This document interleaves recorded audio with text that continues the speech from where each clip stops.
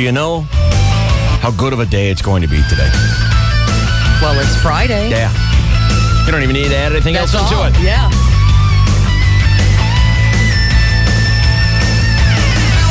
But there's more. Yeah. It's going to be so good today. Oh. Emily, do you know how good of a day it's going to be today? Really good? Chris Boyer, I'm asking you. Yes, sir. And I know how challenged you are to give me a yes or no answer. I have faith in you. Do you know how good of a day it's going to be today? Snakes alive, I do, sir. Chainsaw, do you know it's going to be a good day today? I'm brimming with anticipation over the impending announcement. Ruth, you know it's going to be a good day. Absolutely. See, I've asked everybody. Yeah. Oh, hey, Bromo. What?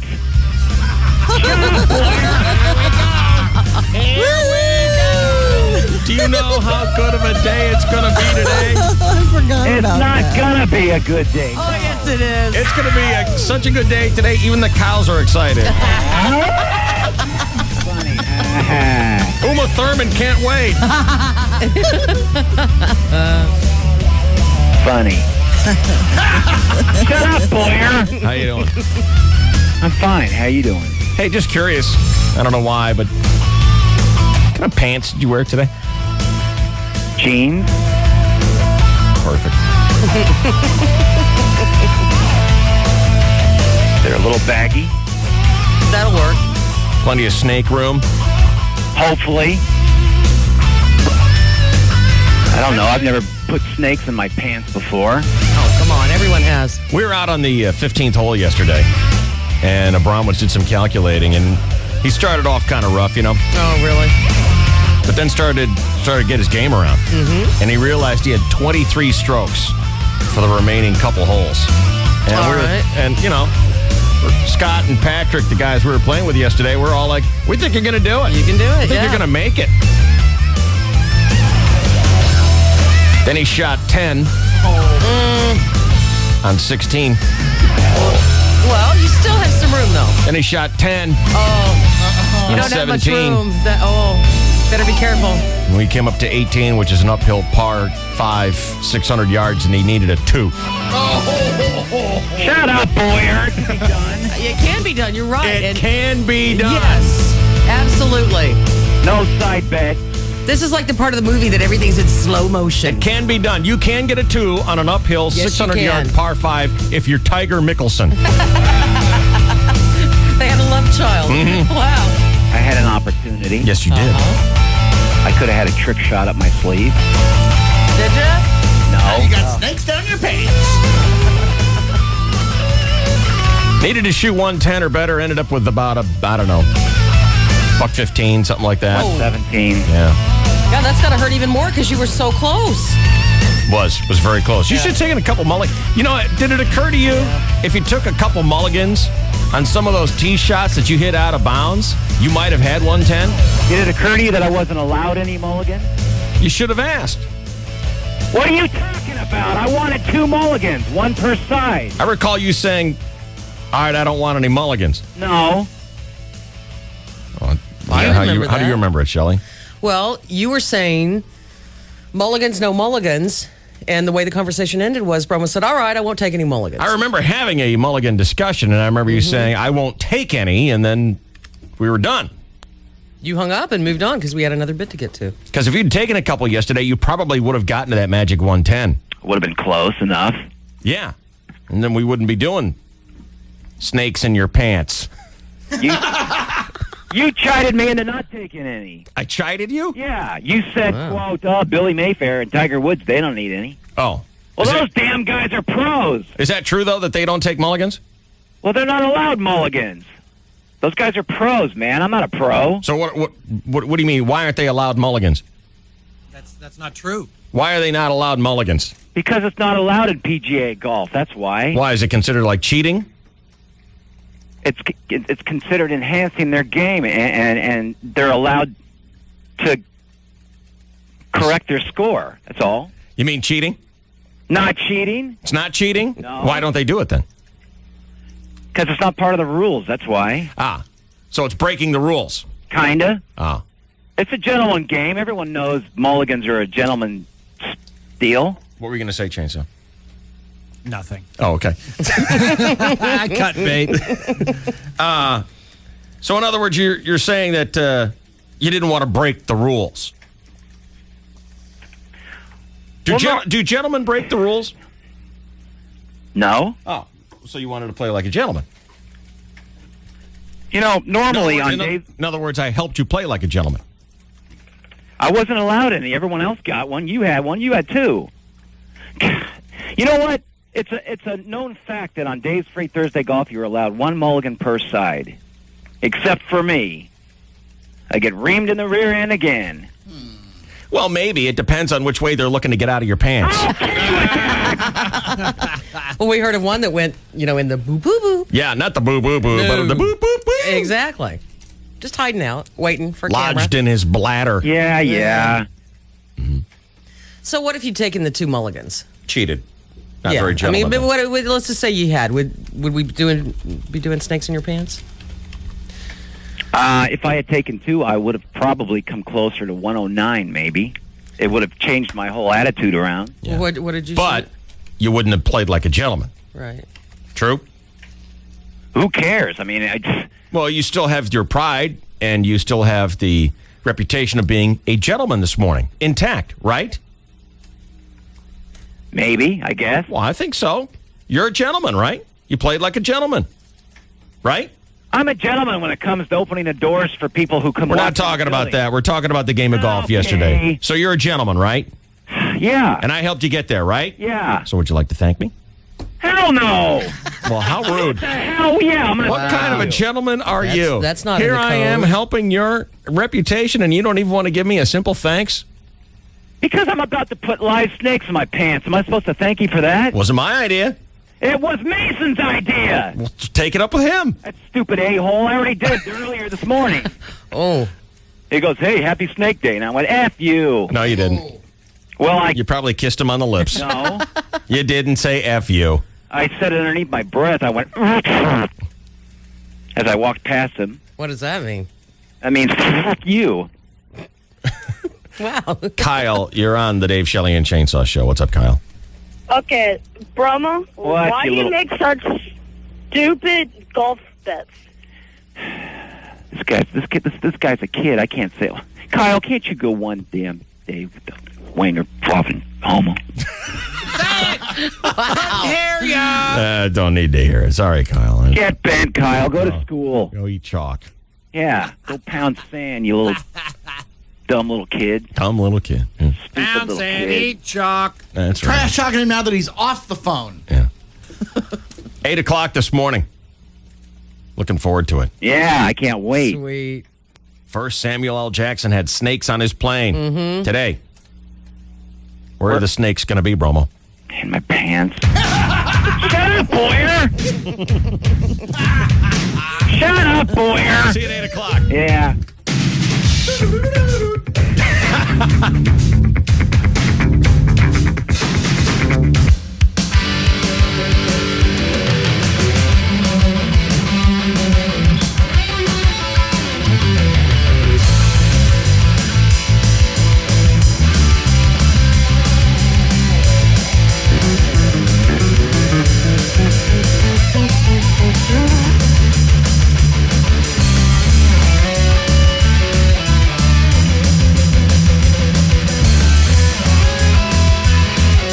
Coming to you on High Definition Dave Shelley and Chainsaw Radio Show. It's KGB and Q103. And we are right on the Sports Network with a chainsaw.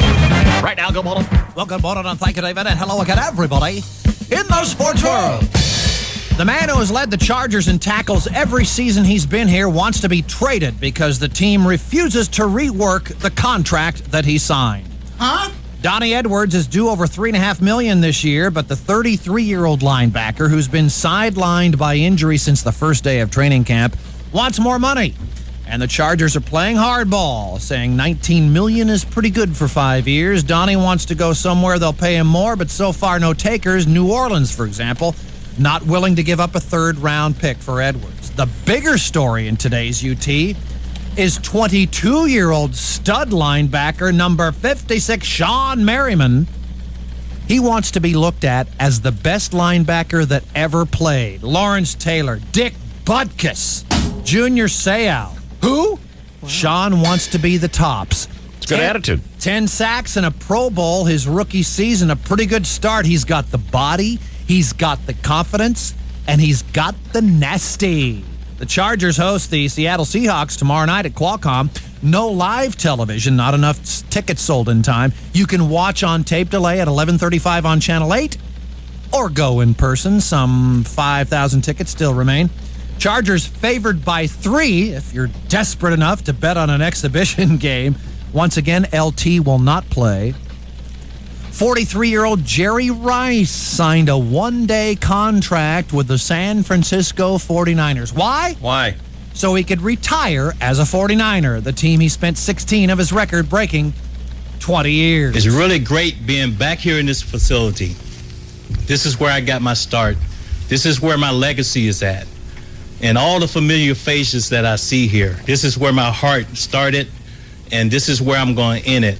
Professional athletes have turned on the waterworks so many times over the years. It was actually noteworthy in today's newspaper. It was in the article that no tears were shed during Jerry Rice's press conference. That's where we are. That is news now, that no tears were shed when a professional athlete announces his retirement. Some 18 years ago, I left Dayton, Ohio, I like when they cry. with 2 very bad knees It's better theater. and a dream to become a Major League Baseball player. I thank God that dream came true. Are you crying? Are you crying? There's no crying. There's no crying in baseball. Or football.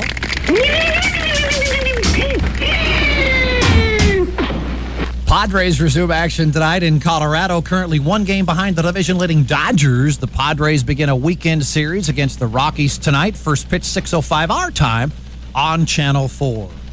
Meanwhile, in the National Bat. And you ever have one of those cars that breaks down? Changes your whole point of view on life, doesn't it? Because you're driving along and man, you're not. And it's frightening if you're a woman. I think it's worse if you're a guy because you have to get out and pretend like you know what you're doing. All men put on this show, open the door, walk around the front, open up that hood, and give it the big look in. Yep, it's the car, all right. Just as I suspected. Most men will attempt something, tighten that radiator cap a little bit. Makes it look like you're doing something. All right, give it a try now, honey. I tighten the radiator cap.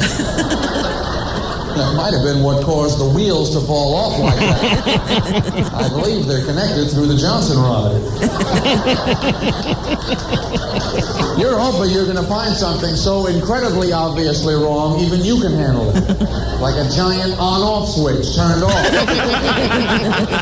That's about all I can fix. Just go, Flick, we're back in business, let's go. You know the switch was off, I don't even see it. She likes you better, you feel better about yourself. Basketball Association. Basketball superstar LeBron James is now 21 years old. He's 6'8", 240, and he's dominating the World Basketball Championships. Tiger Woods admires LeBron's long, sinewy, muscular limbs, gleaming and glistening. Mm-hmm. LeBron physically had a body of, a 28, 30-year-old at age, 17, 18. I did not. I looked like a one-iron. Tiger, once again, framing a comment to elicit sympathy. Kind of like Bill Gates complaining about his Learjet topping out at only 560 miles an hour. Hey, Tiger, try playing with snakes in your pants, and then we can talk, okay, babe? In other sports, David. You know what? I don't see anything wrong with Sean Merriman wanting to be the best linebacker that ever played, or regarded as the best linebacker who ever played. Nope. I hope he is. Don't you have to earn that? Well, yeah, but, he's... You start with an attitude. What's wrong? The guy has already proven that he's got ability. In his rookie season, he goes to the Pro Bowl. So he has, I think, earned the right to say, I want to be regarded as the best linebacker ever played. I mean, he's setting up his career. He's got a career goal. Yeah, he's not saying he is the greatest ever. Right. He is, however, claiming that he's a better player than Junior Seau. Oh, no. Ouch. Yeah. Maybe now. In fact, so am I. Are you Me too. I'm better than Butkus. I'm better than Red Grange. Yeah, he says in the paper today, he says, no respect to Junior, but I'm better than Junior. And that's what kills it. Yeah. That's what kills it right there. It's like, dude, why did you have to say that? Hometown hero, come on. And I love the next paragraph. One word. Okay. But I'm better, the right. Kevin AC writes, but I'm better than Junior. Next paragraph. Okay. Next paragraph. Well, whatever. Hey, it's all about confidence. Yeah. 6:36, 18 seconds. This is your 101.5 KGB Sports Network. Oh, my.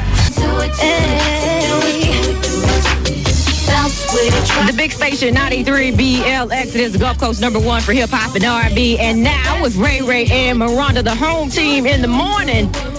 Do it to it. What better song to do it to it? It's Inetta the Move said, and I told you I had a very important announcement, and here it is. I refuse to walk around and watch people on my job looking over my shoulder, people lying to me, people talking about me. It's ridiculous. It is sad. I can't take it. I'm not going to take it. I don't have to take it. I'm not a dummy. I know how to find another job. But I refuse to walk around people. You can say what you want to say about me. And if you see me on the street, I'll let you know whatever you want to know. But I refuse. For the last 6 years, I made $6 an hour. That ain't nothing. I just got a raise after 6 years. I know I'm qualified. And after saying this, I don't care if I ever get another job in radio, period. It does not matter to me. But Inetta will not be setting the mood at BLX no more. I refuse to walk around with people that'll speak to you. Hey, Inetta, how you doing? But then as soon as you walk by, that bitch, I will not do it to myself anymore. So if you're confused about what I'm saying, listen very carefully. I quit this bitch. Take this job and shove it. I ain't working here no more. That's Inetta quitting her job. Bye, Inetta. Bitch. WBLX. I was working for. Apparently, they are the Gulf Coast's hippinest, hoppinest radio station. But a little bit of the hop is gone. A little bit of the hippity hop is gone because Inetta quit. Take this job and shove it. I like that. I ain't working here no more. Still got the station slogan out, though. That was nice of her. I quit this bitch. Now 15 years. You know, it's always the risk you have with DJs. Time I watched. And I know anytime there's been any kind of a hint that I was quitting or about to get fired, they always pull the plug a couple days early because they don't want what happened with Inetta Exactly. to happen at their radio station. Inetta got nothing to lose. She don't care if she ever works in radio again. Apparently, she's been earning $6 an hour. Job and shove it. I ain't working here no more. If Johnny Paycheck were alive today, he'd rewrite this song to "I Quit This Bitch." Yeah. I was working for. You better not I've never quit a job with any kind of aplomb out the door. or flair. No, I haven't either, really. This job Especially if you hope to get employed in radio again. It's such a small world. here no more.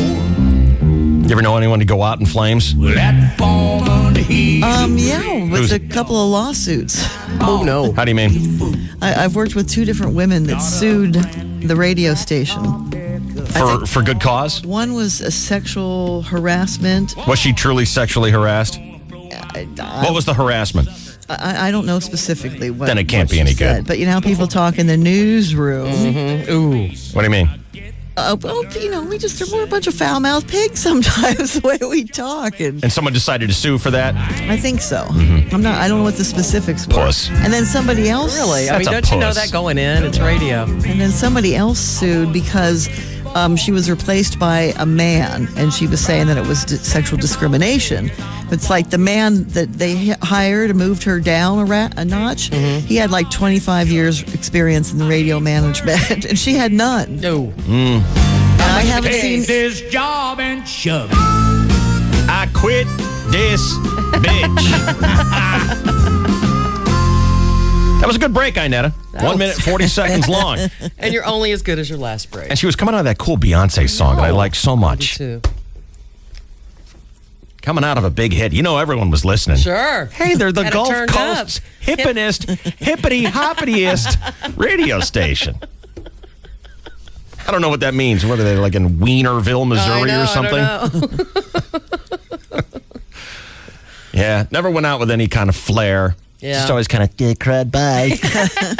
See you later, darn it. I think in Oklahoma City they thought I might.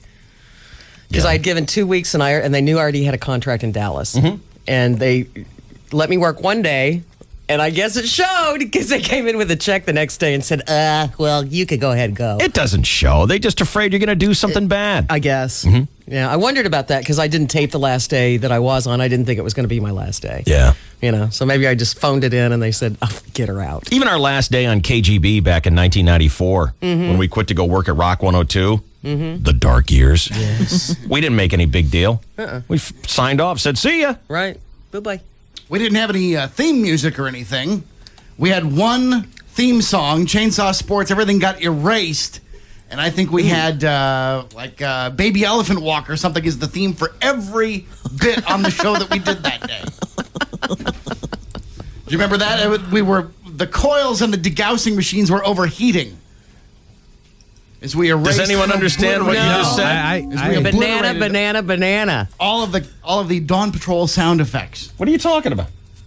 I don't know what you're talking about, and I was there. The last day of the show, we had only one theme, one song, one sounder for every What bit. Chris is trying to say is What that is he talking about? erased everything in advance, leaving just one music bed for that day's show as we were leaving, and this is it. And we See how when he says stuff, you understand it? Yeah. The degaussing machine? Do you have any idea? I mean, I don't even know what that is. I don't either. And you guys probably made him do it. What's a degaussing machine? What is a big- Gauss? Gauss is a unit of magnetic strength. I hate it when he does this. It's And the I know thing he that does it on goes- purpose. Of course he does. When you Stop put doing the it. tape over Stop. to erase Stop. it. Stop. You're really on the road to the CB microphone, and you're doing it on purpose. And I will feel no pity for you at all. Put snakes in his throat. Now that's Emily's job. Now, see, that's funny.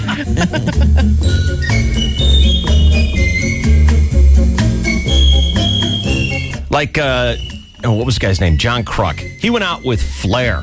Yeah. John Kruk, the Philadelphia Phillies baseball player, was here in San Diego, as a matter of fact. Right. And he was having a good game, and his career average, thanks to a good game, had just gone up to, I think it was like 300, 301, something like that. He looked around, and he was like, hey, this would be a perfect time for me to quit. Yep. Right. Not at the end of the game, Right. not at the end of the series. Right now. Right in the middle of this inning. Hey, Bye-bye. pass it down. I quit this bitch. And he did. And I'm like, that's cool. That's the way to do it. That's the way to do it. He needed a hit to have a career average of 300. And He didn't knew it. have to have a press conference. No He tears. didn't have to re-sign with his stupid old team that Right. everyone knows you're a member of. This Jerry Rice thing is stupid. Everyone knows he's a 49er. Oh, yeah. What is that all about? Just so he can Whose ego is being rubbed out on that one? his, and now he can go back to dancing. Whoopee! Where did he go after the Niners? Seahawks, Denver for a day, Raiders. Wow. Memorably? Am I just No. Yeah, out of no, the he loop? went to the Super Bowl with the Raiders. Oh, okay. What? Yeah, against Tampa Bay, right here in town. Jerry Rice was with the Super Bowl Raiders when they got skunked by the Buccaneers. Wow, I don't even remember that. Yeah. When did that happen? He and Tim Brown, 2003. Yep. Let me tell you something, Steve. Remember when John Lynch and everybody were here? You bet. And we Sure did you the remember. live show on the pier. Yeah, I remember Yes. doing that, Yeah, but I yes. don't even remember the Raiders being in the Super Bowl. Well, God. neither do they because did. they got scorched. God. I remember because nobody wanted to go out of their homes practically because it's like, oh my God, the Raider fans are coming. Exactly. Yeah. And nothing really came of it. And nothing came of it. Yeah. I refuse to give that my attention. Except for the theater of it. That's what I like. Well, it was kind of hard The not to fact that because we went it's such a downtown look after at the live me show. moment. Good God. Well, they were everywhere. That to me is the beauty of the story. The big part of the story is right there in the paper. It says, no tears were shed. Now that's what made it news to me. That's the only thing that's fun. That's the only thing that's fun, that he announces his retirement, and there it is right in the second paragraph. Shed no tears during his show. Why would he even mention that other than the fact that, athletes have become notorious for doing so? Yeah. The whole Junior Sal, everyone look at me because I'm about to retire thing. Mm-hmm. I hate that. Just quit. Go open your car dealership or whatever you're going to do. Or play again. Or get on the radio coming out of a Beyonce song and take 1 minute and 40 seconds to do it, okay? She didn't speak about herself in the third person or any of that kind of BS. She had the gift of gab. Pompousness. She did. And she encapsulated her entire run there at WBLX in 1 minute and 40 seconds. I thought it was very good. It was very nice. too. Very good, right at the end. And she makes it quite clear, when you're listening. Just in case you're not aware of what's going on here, listen very carefully. More, I refuse to walk around with Right, baby. people that'll speak to you. Hey, Annetta, how you doing? Sing it, then sister. as soon as you walk by, that bitch, That I will not do it to myself anymore. So if you're confused about what I'm saying, listen very carefully. I quit this bitch. On the big station, 93 BLX. And then she jingled into spots. I think that's great. Beautiful. That's the mark of a true pro right there. Quit. I quit this bitch. Yeah. Jingle into spots. 1015. KGB. Thank God there's DSC at night. DSC at That's night. 101.5 KGB, baby.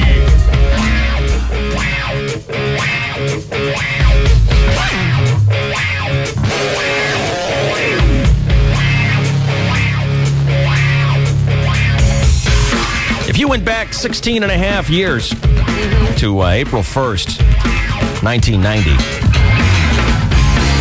you would have heard the very first Dawn Patrol, featuring myself, Shelley Dunn, Cookie Randolph, and Chris Boyer, and that was it.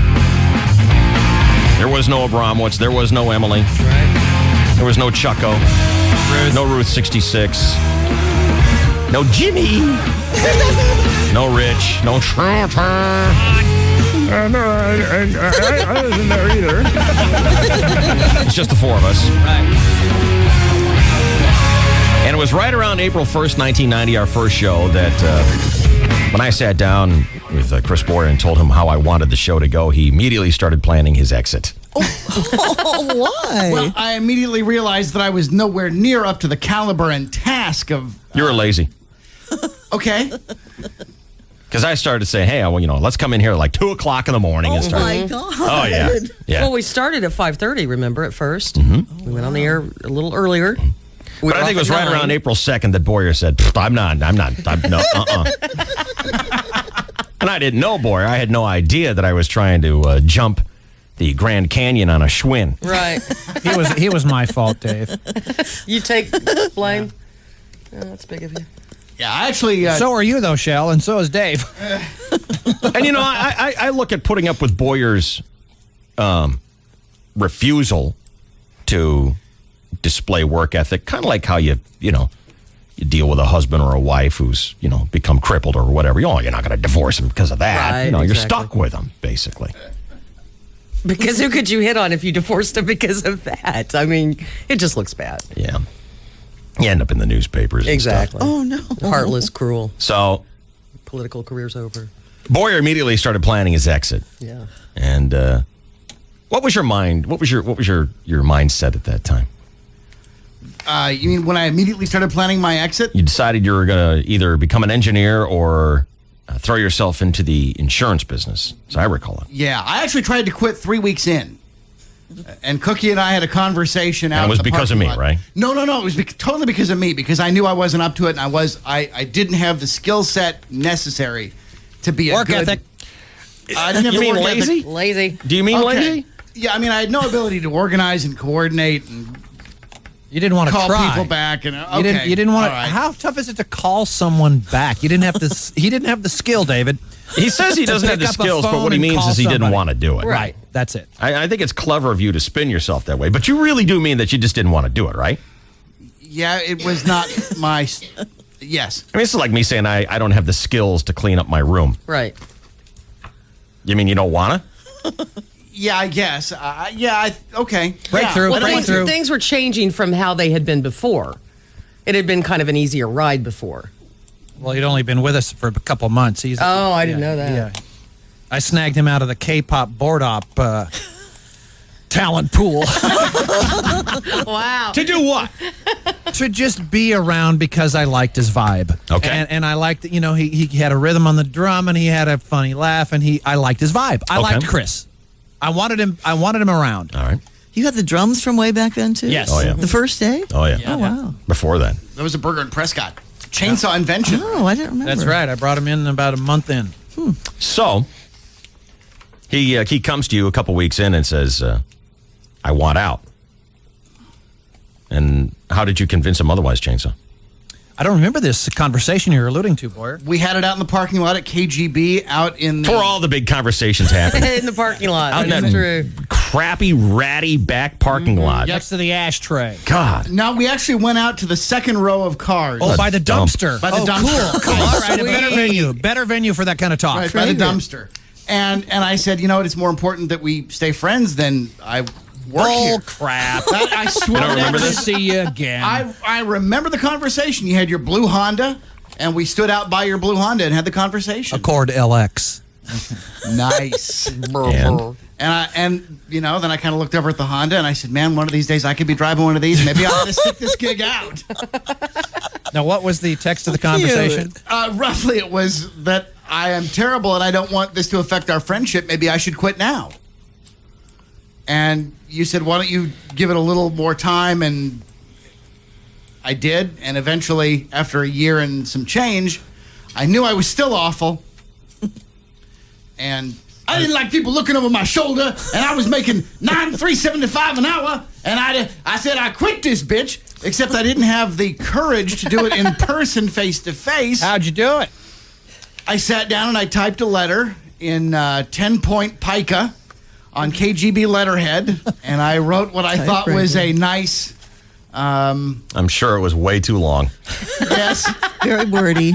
The time has 17 come. pages. Yeah, I forest enjoyed of trees myself. I died. remember a specific time I enjoyed myself. I For me remember too. standing by Chainsaw's blue Honda.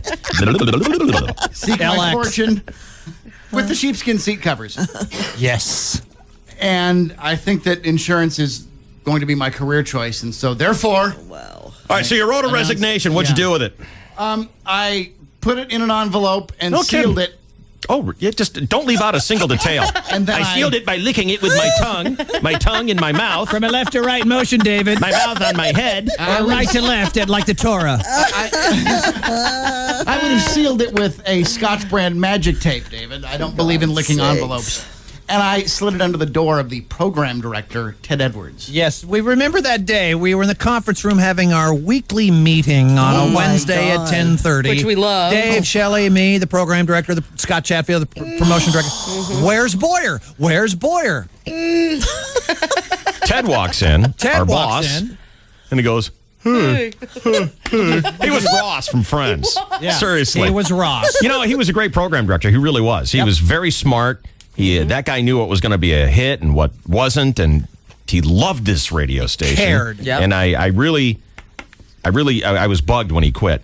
But he had kind of that kind of personality. Ross. And you know, we worked for another great program director, Greg Stevens. And he was kind of a, hey.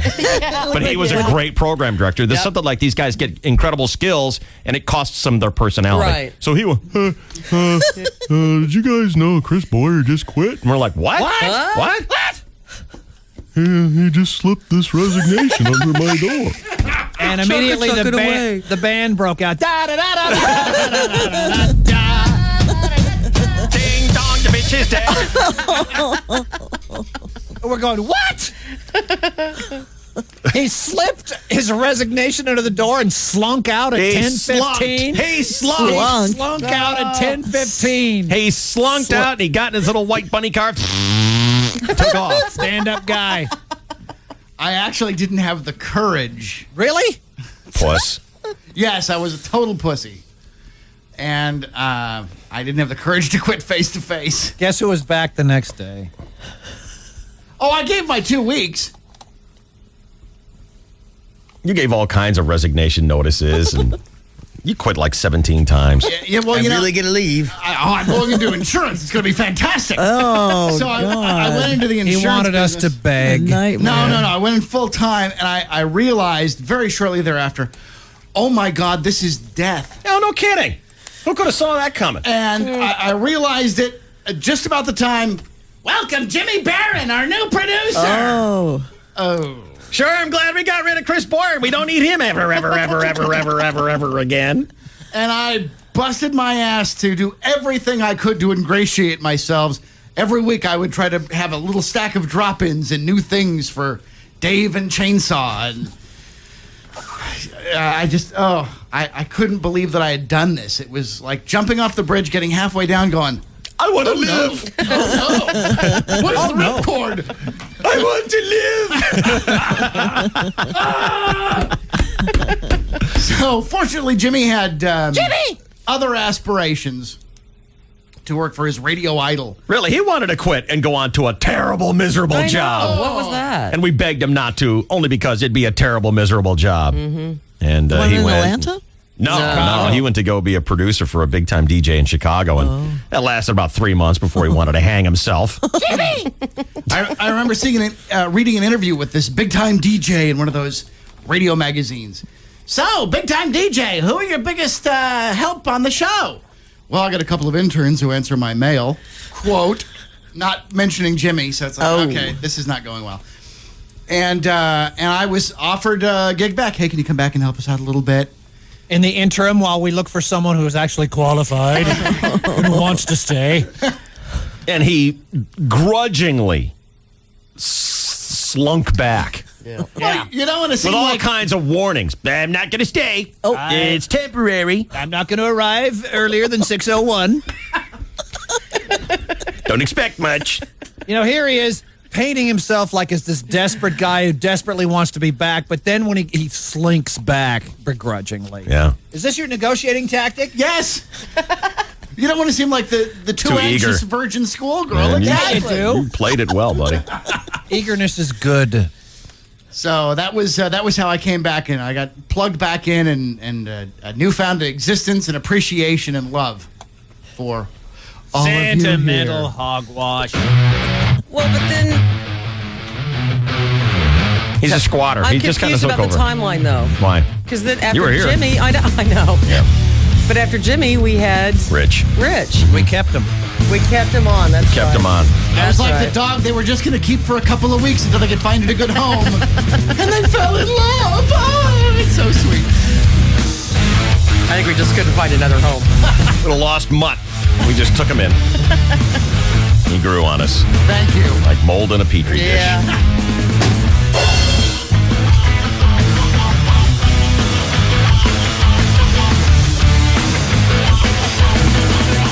I like Annetta's quit job better. I quit this bitch. I'm jealous. Next time, baby. This is KGB San Diego, KTMQ, Temecula. Coming to you in high def, the DSC. This is the DSC at night. KGB. 3 musical notes. 1 magical night. On September 23rd, KGB presents Sky Show 31. 1. Get tickets now at GoAztecs.com to ensure you've got a seat from Verona Valley Ranch Resort and Casino and 101.5 KGB. I'm afraid we're going to need another stool sample. This is the DSC at night. Not for medical reasons. My robot needs food. 101.5 KGB. In the gossip news for us today. Gossip me. Gossip news. Who is the queen of the booty? Beyonce. No. Oh, I thought she was bootylicious. Shakira. Done. J-Lo. No. Oh, I don't know. It's still not J-Lo. It is not Beyonce. It's not J-Lo. Now, you know, every time a female celebrity gains a few pounds, that doesn't mean that she's pregnant, but Jennifer Lopez definitely is. Pregnant? Yes. Wow. Truth leaked out by accident. Uh-oh. That's not all that leaked out. Jesse McCartney was being interviewed by a radio station in Atlanta, and they asked him about his girlfriend, Katie Cassidy. You know who Katie Cassidy is? No. David Cassidy's daughter. I knew you'd be excited about this, Boy. And he said, hey, she got a part in the movie Dallas. So the Shelley Dunn of the show jumped in and said, I bet your girlfriend can tell us why Jennifer Lopez was fired. And Jesse said, she wasn't fired, she's pregnant. Whoops. J-Lo has been denying that for months. And as soon as they played a song from his new album, he leaned over to his publicist and said, I wasn't supposed to say that, was I? Do you guys know who Jesse McCartney is? I don't. Oh, he's an annoying little twerp. Oh, no. Yeah. What's he going to... He sings like he's got a clothespin on his nose. Oh, he's a singer, and his girlfriend is in the movie Dallas. I guess. I don't know. He's a little teeny bopper, though. He's a twerp. He's an absolute twerp. He's even too young for Emily. He's one of these, you want to take, your middle finger and your thumb and go, ding, flick away, little gnat. Right on the top of the ear. Little gnat. He's cute, though. We hate him. He's annoying. Yeah, I bet your daughters like him. Yeah. Kind of. He's even too much of a... They can even identify that the kid is a blip that's got to be gone so quick. Yeah. He's going to peak so fast. Right. I don't know. He's probably 16 or 17 right now. Wow.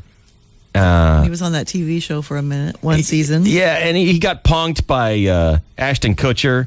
Yeah. And, the kid's like 16, and he's got like a Hummer that's all chromed out and tricked out. And you just want to be like, go away, you pain in the ass. And he will. He'll be bald and fat by the time he's 20.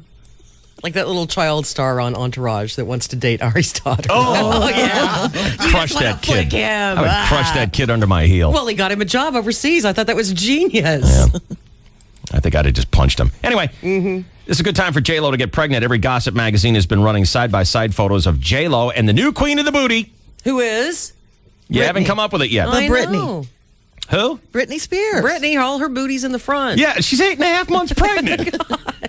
Can't be booty queen when you're packing a load. Oh, Is it Jessica Simpson? Hollywood's new booty queen. It is not Jessica Simpson. Because I know all the magazines are showing her, she's eating her way through the heartache. Jessica Alba. No, it's not Jessica Alba. Biel. It's Jessica Biel. Yep. It just keeps getting prettier and prettier. She went through excruciating pain to get her butt to look like that. Hundreds of squats, 5 days a week. Wow. She was inspired by J-Lo, told a friend, J-Lo can't sing, can't act, can't dance. Right. Her success is Is due her to her butt. ass. That's And right. she's right. She is right. No, I think she can act. Yeah, I saw that Maid in Manhattan. She's perfect in the romantic comedies. Right. She does. Yeah, she can act. She really can. As far as singing, anybody can sing. Right. And she You can really dance. can. Anybody can sing. But she can dance. Whatever. Who cares? Well, she was a flat girl. It shouldn't make you an international superstar just That's because you true. can just because you can dance. Big That is deal. true. Acting is really a talent. And Jessica Biel can do that, and now she's got a great big ass, so she's on her way. Wow. Cool. How many women whose prime time have come and gone? Maybe you're sitting around having your afternoon tea, reading the obituaries, are looking at this day and age. You mean having a big ass is good? Huh? Could have been a superstar.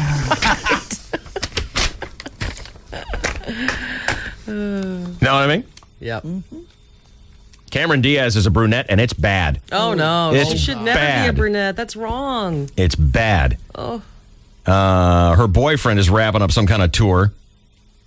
And, women climb all over him.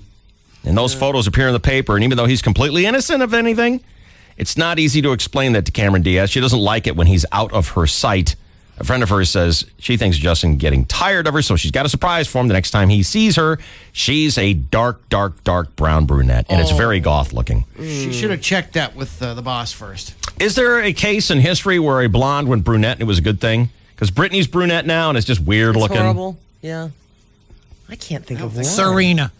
So who's Serena? Serena. Bewitched. The bad witch. The bad witch on Bewitched. The cousin. Here's the. I'm going to need this back, but here's the picture of Cameron Diaz as a I see. brunette. Oh, no. Yeah, that's just not right. She's meant to be a blonde. Oh. She looks like All she you can should do is shake your head. Yeah. She looks like she should be handling snakes. If you'd like to see it, ladies, go to, ladies and gentlemen, go to angrychick.notlong.com. That's angrychick.notlong.com. Fashion observation from yours truly. And you know, I stirred it up the other day when I said the oversized, great, big, gigantic sunglasses are stupid. Mm-hmm.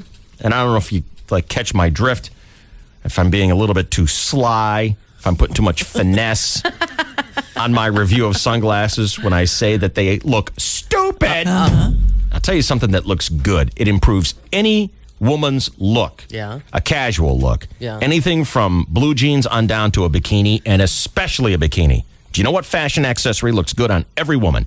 Every single one. Even Marge Schott would look, hey. Wow. Even Marge Schott would be like, hey, what's up, mama? Are you hot, mama? You sure look that way to me, if I can quote a little Foreigner to you. Can you imagine anyone quoting Foreigner to Marge Schott? Rest her soul.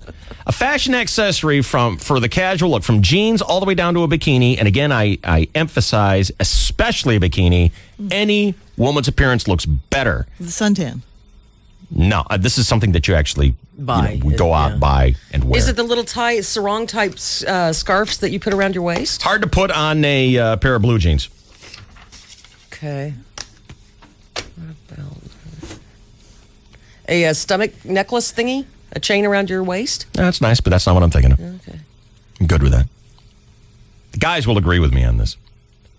Cowboy hat. Interesting. Barbie Benton. It goes back to that, doesn't it? You don't have to Playboy go back that magazine. far. Cowboy hat. Girls look great in cowboy hats. Madonna. Girl in a bikini and a cowboy hat. Mm-hmm. Done. You're done. I don't think I've seen that. Well, open your eyes. It's a little southern, isn't it? Go to Corpus Christi, I guess I should. Okay. Maybe I should go to that radio station on the Gulf Coast. You go Get to a pe- beach sometime, get you see a puffs. girl out there in a bikini, and if she's got or any kind of swimsuit, she's got a cowboy hat on, looks that much better. Trust me on this one. But that. don't stink it up with a pair of big, stupid sunglasses. Or Cool. bikini and cowboy boots don't work. That's not a good look. I disagree. 100%. Bikini and cowboy boots on the beach? Yeah, I disagree. I'm going to start calling you Tex. I disagree. I love the hat. You're showing your southern roots. No, it's, cowboy hats are good anywhere. Wow. Good on the North Pole. Who would have known? Me. That's why I'm telling you, because I know you don't. Thanks, Dave. I'll start going to you for fashion stuff now. I'll help you. Thank you. Get rid of those big dumb sunglasses, put a cowboy hat on you. Next thing you know, you'll be the booty queen of America. Can't wait. Hi, you're on the KGB. Hello? Chicken! Hi, you're on the KGB. Hey, I'm calling in to agree with Dave about the cowboy hats. Yeah, I know. I know what I'm talking about. Yeah, Yeah. you really do. What do you think of the big stupid sunglasses? Oh my God, they're ridiculous. Yeah. You know how much a cloud weighs? No need. It's why would you put this giant hubcap satellite dish thing on your face? Cover up your beautiful face. Because it's in I style. know, It's stupid. It's fashionable. Yeah, well, sometimes fashion is wrong. Yeah, fashion is wrong. Yeah, sometimes fashion is really wrong. Yeah, I was. And if you need any kind of, reassurance of that, check out your high school yearbook.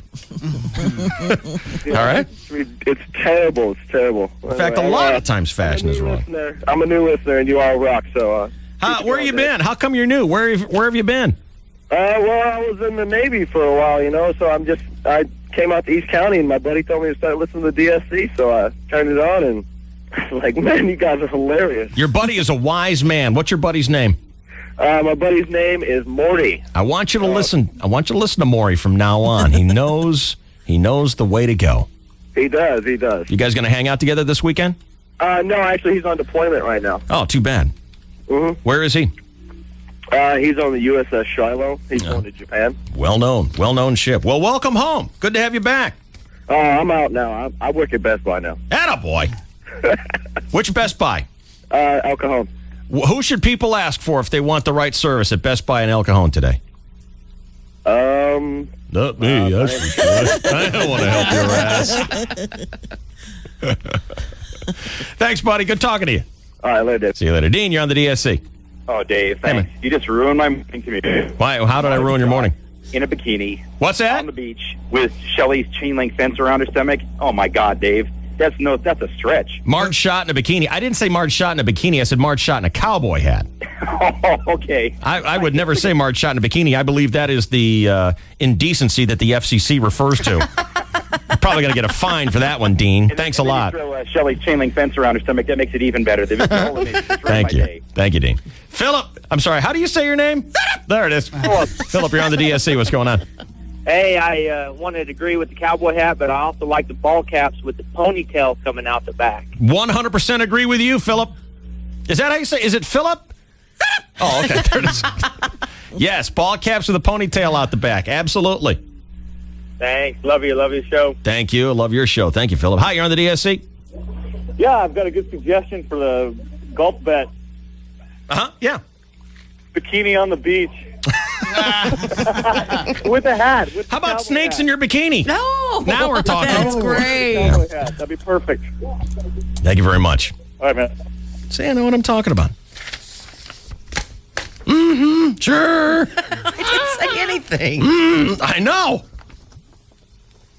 I think you're convinced, and that's all that counts. You remember the story I told you about Osama being in love with Whitney Houston? Exactly. His former sex slave, Ms. Boo-Foo. Well, she's the one who wrote the book and told us about this. Yeah. She said that Osama had a crush on Whitney Houston and wanted to kill Bobby Brown. Right. And he would even break his rules and take a Negro wife. Exactly. Because otherwise that was not going to happen. No word, taboo. Well, Ms. Boof is publishing an excerpt of her autobiography in Harper's Magazine. As it turns out, Osama's attraction to Whitney was the most normal thing about him. Oh, no. Just so you know, the author's not a total crackpot. Fox News has confirmed that she lived in Morocco with Osama for several months. Right. 10 years ago. Among other things, she says Osama is a big fan of Miami Vice, and he became aroused when she danced naked to Rock Lobster by the B-52s. Certainly. Well, who wouldn't? Who hasn't? Here's a paragraph from the book. The former sex slave says, this is Ms. Boof. He would humiliate me by making me dance naked. It was a strange thing, since for the most part he believed music was evil. But other times he'd become the party boy. Who has a hard time imagining Osama bin Laden as a party frat boy? Not me. Not me. He was one of the Clear Channel frat boys, right? He wanted to hear Van Halen or the B-52s. To this day, I can hear the song Rock Lobster in my sleep. While I was dancing, he'd say, "Your ass is too big. Show me the front." Nice. He didn't know the difference between being vicious and tender. That's terrible. I'm going to have a hard time sleeping tonight knowing that Osama bin Laden is less than tender.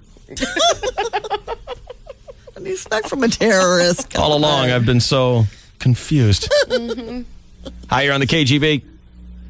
Hey, Dave. Yeah, man. Hey, what about high heels? They pretty much go with anything, don't they? Oh, hell yeah. Yeah. Yep. I agree.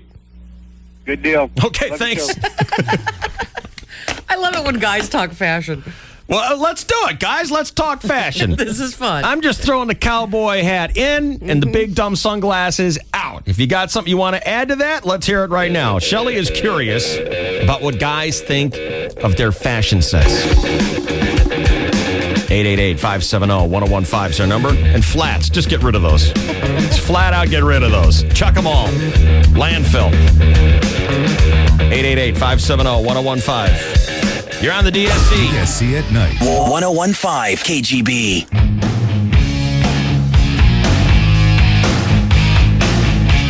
The rhinestone butt plug. I think he's really into it. Pain. Glenn Campbell song. Yeah. What's up, Bob? Hey, Dave. Hey, man. For the love of God, can women please get rid of gaucho pants? Get rid of them. Get rid of them. Get They rid look of 'em. like ghetto capri pants, just so baggy and ugly. They are wrong. They really are. I'm with you on that one. We can not only talk about what's good, we can talk about what's bad as well. Alrighty. Well, that's bad. Thank you, Bob. Take care. See you later. Clothing. Bad. Yeah, but people will get it, offended. Yeah. Rob, you're on the DSC. Hey, Dave. Good morning. Love your show. I love yours. What's going on? Hey, anything that's like spandex or lycra designed to be worn below the navel should come in a minimum petite size and never be sold in a maternity size. If you've been to LA Fitness, you know what I'm talking about. Thank you very much. And here is Tom. You're on the DSC. What's going on, Tom? Yeah, Dave, I think that low-rise jeans on a girl with a muffin top is really sexy. What do you think of that, Shell? With a what kind of top? A muffin top. What's You know, that? where her belly rolls over the top of her pants a little bit. It's a muffin top. You didn't know that? Shell? You like that, It's huh? a muffin top. It's the way the muffin rolls over the edge of that retainer cup when you make it in the oven. We're not gonna put our signature on that one, Tom. Can't agree with that one. That sounds like one of the violations Sorry. that people complain Yeah, about. that's a problem. Take it seriously, people. Seriously. Grow Take it up. seriously. Grow up 10 minutes. Well, you're on the DSC. What's going on? Billy. Hey, how you doing? I'm well. How are you? Good. I got to chime in on this. What's up, man? Pair of jeans and high heels. Gotta Yeah. love that look. Sure. Yeah, that's good. Always good. Yeah. But Thank you. I'm not talking about these little heels. I'm talking about high heels. Yeah, buddy. Thank you, Will. Stilettos. Dave, get rid of those big glasses. Gotta go. Thank you. See, I know what I'm talking about. Al. Dave, you douche. Hello. Douche. Dave, keeper. Always low-cut jeans, G-strings sticking out the back. Hope that one goes on forever. Roger that. Thank you. And number two is any top that's too thin. Like Farrah Fawcett in the 1970s poster. Have you seen this picture going around of Victoria Beckham with a see-through shirt on? Yeah. Why do you even wear a shirt I at that know. point? What's the point? Is it to keep from getting arrested? Yeah. What It's kind like, of well, I guts do you have? tried. What kind of guts do you have to wear a see-through shirt? Holy cow! Good guts. Good rack. All right, thank you. I See you later, Bob. You're on the DSC. Dave, Yes. this is Bob. Yes, it is. I guessed right again. My record is perfect. I think if a girl is wearing flat shoes, that she should hand you your beer, back away, and not make eye contact. All right. Thank you. Not a problem. See you later. Guy, you're on the DSC. You got a fashion statement for women? Yeah, the cuffs on the bottom of the jeans that are like 6 inches riding up the pants. They gotta go. I'm not digging that either. I don't Why like do they cuff do jeans. that? Because it's in style. I don't like That's it. what you always say. I don't like it. Fashion can be wrong, That is why. but it's wrong. It's not good. Get rid of it. Just like the big sunglasses. It's like they forgot how long their legs are or something. Yeah, that's weird.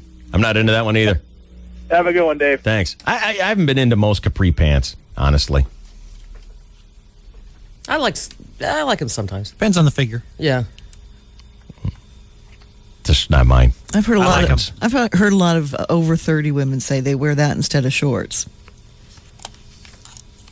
Last gasp to show some of the leg. Mm-hmm. Really? Mm-hmm. There's a lot of women who are over 30 who can stand to wear shorts still. They're just having they're being too harsh on themselves.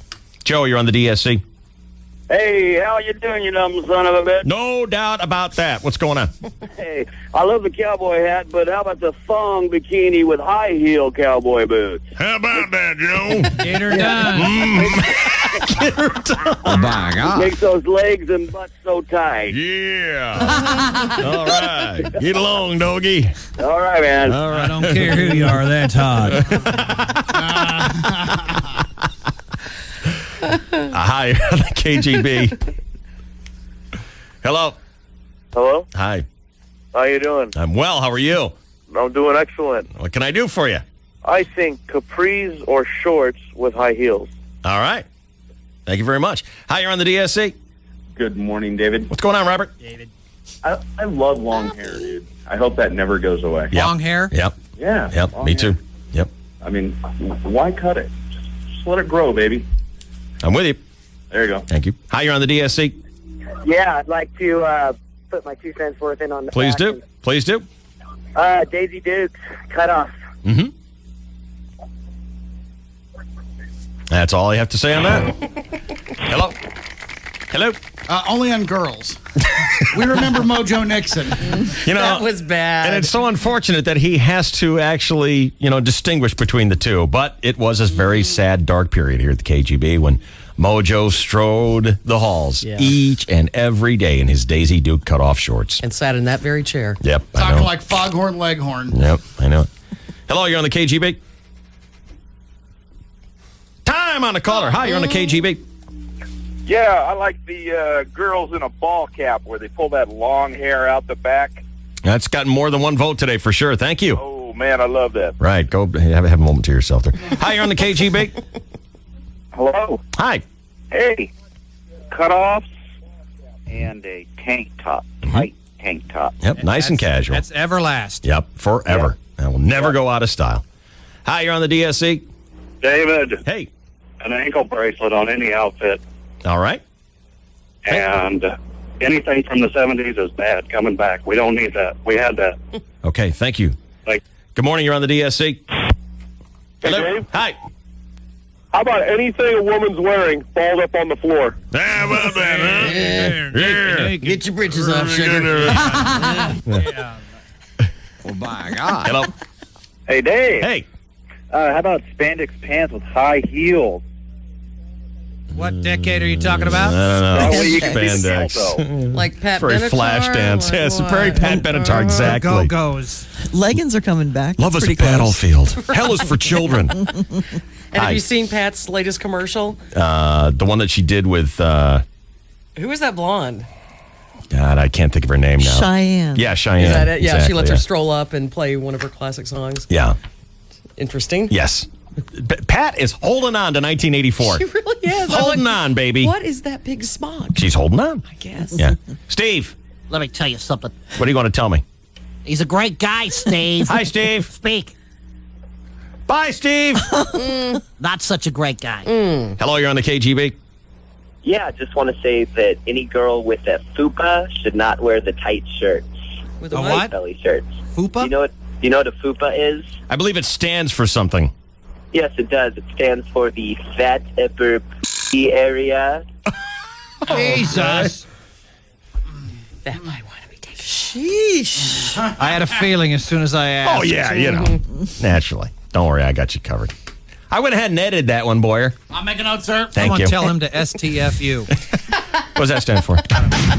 Don't tell. Shut the gosh darn crud up. Thank you, guys. That was fun. I have no doubt that come Monday morning, Shelley Dunn will walk in here in a bikini, cowboy boots, cowboy hat, Yeah. belly chain, Yep. or a muumuu. One of the two. Burka. Burka. Yeah. The hot burka. Skin-tight burka. See-through burka. Question? None. She'll be in. The DSC at night. Hey, don't worry. You don't have to make up stories here. Save that for court. 1015 AGB. Our snake handlers are here. I heard. Have you seen the big bag of snakes outside? I haven't. No, but Bromo did. Why? What do it? He goes, I thought they were going to be little, but they had big bags and they looked heavy. How you doing, gorgeous? Dude, I let those guys in the building. Yeah. Did you? Have you seen the bags that they're in? Yes. Sir, I thought these were going to be just like small, little, skinny, little snakes. No, that's those you. bags. What? No, that's you. Shut up, Boyer. Hey, now take a breath. Take a deep breath. Take a deep breath. Stupid Boyer. Take a deep breath. Bye. Forget it. He's gone. He's a goner. Let's do sports with the chainsaw, and then we're going to get right down to it. I wonder if snakes can smell fear like a dog. Well, you know what happens when any animal smells fear? They look for a place to hide. They attack. They attack. I can't. This is the greatest day. It is the greatest day. It is the greatest day. Snakes in Bromo. Yes. I think if those snakes sense fear, they better get out of the way. Otherwise, they're going to have to get a bath. Okay. Here's Chainsaw with sports on the KGB Gold Bottom. It's the greatest day morning, with a and few thank- exceptions. Thank you very much, David. And hello again, everybody in the sports world. Momentum. It's a beautiful thing. Uh-huh. Chargers 22-year-old stud linebacker Sean Merriman wants to be looked at as the best linebacker that ever played. Sean Merriman. Big article in today's UT. He wants to be better than Lawrence Taylor, Dick Butkus, Junior Seau. Sean Merriman wants to be the tops. 10 sacks and a Pro Bowl his rookie season, a pretty good start. And while Merriman falls short of saying he's already the best linebacker of all time, he does say he's better than Junior Seau. Well, yeah, now. Yeah. Confidence is everything.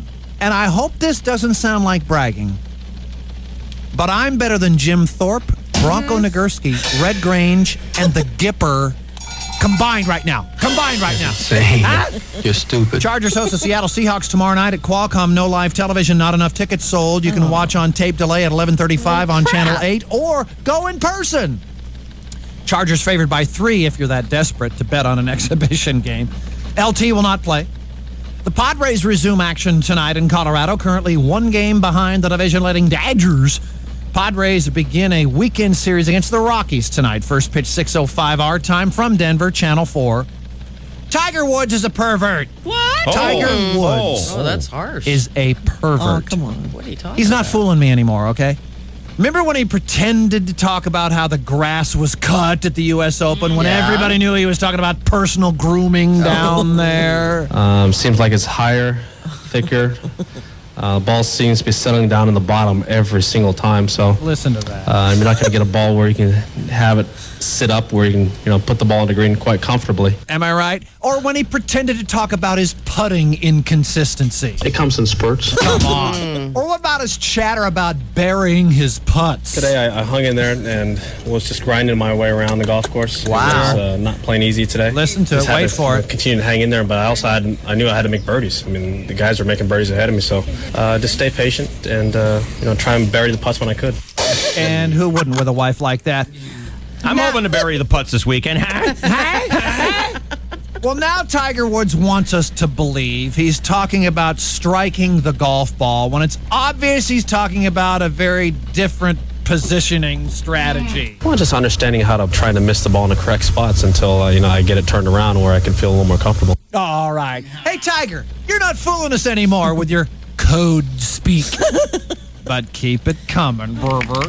Tiger's going for his 4th consecutive victory, having won his last 3 starts. That's how it works.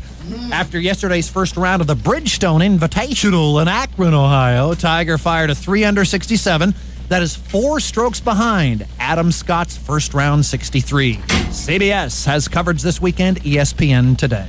In other sports, David. Gonna bury your putts this weekend? It comes in spurts. Oh, it is 7:53 and 8 seconds. This is your 101.5 KGB Sports Network. Oh, my.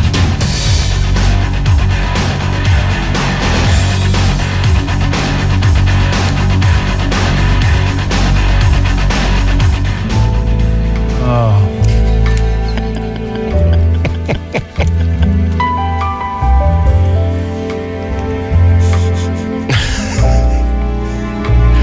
It's gonna be. There's gonna be a lot of screaming. Oh, okay? yeah. Just so you know, it's gonna be K-Scream here in about 10 minutes. Is Channel 10 coming in, Emily? Yep. And he already screams a lot. Okay. Without the snakes. No, that's yelling. Oh. That's shouting. This will be screaming. Oh. Is that her?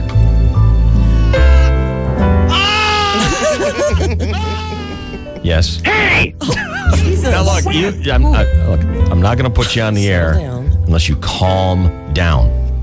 You're not calm. Is that?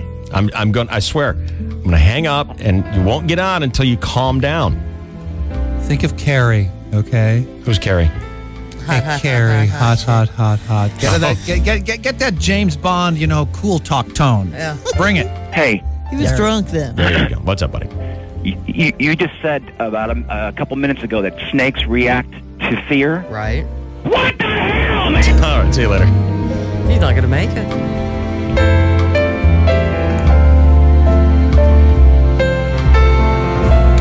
They're going to look at those 2 eggs, and they're going to be bulging. You ever see a snake when it swallows an egg whole? Oh, yeah. Oh, it's creepy looking, but interesting. You can't not look at it. A couple snakes fighting over an egg.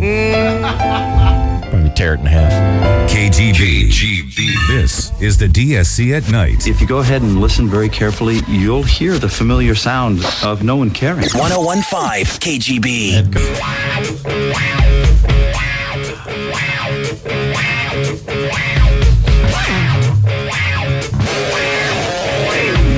All right, Emily, tell me what's going to happen here this morning. Some terrible, awful things. Who's helping us out here today? Niels and Ron from Pet Kingdom. Does that mean there's more than one Neil? No. There's two Neils He out just there? has an S on his name. He's got an S on his name? I guess. Niels? I thought it was Neil, but they I want to be came known in. as Dave's. All right. I'm going by Dave's. Okay, Niels and Ron from Pet Kingdom. Down in the sports arena area. And Pet Kingdom is a pet supply pet shop. No, David, they sell carpet. Thank you. Come in, get some carpet, get a free snake. Yeah.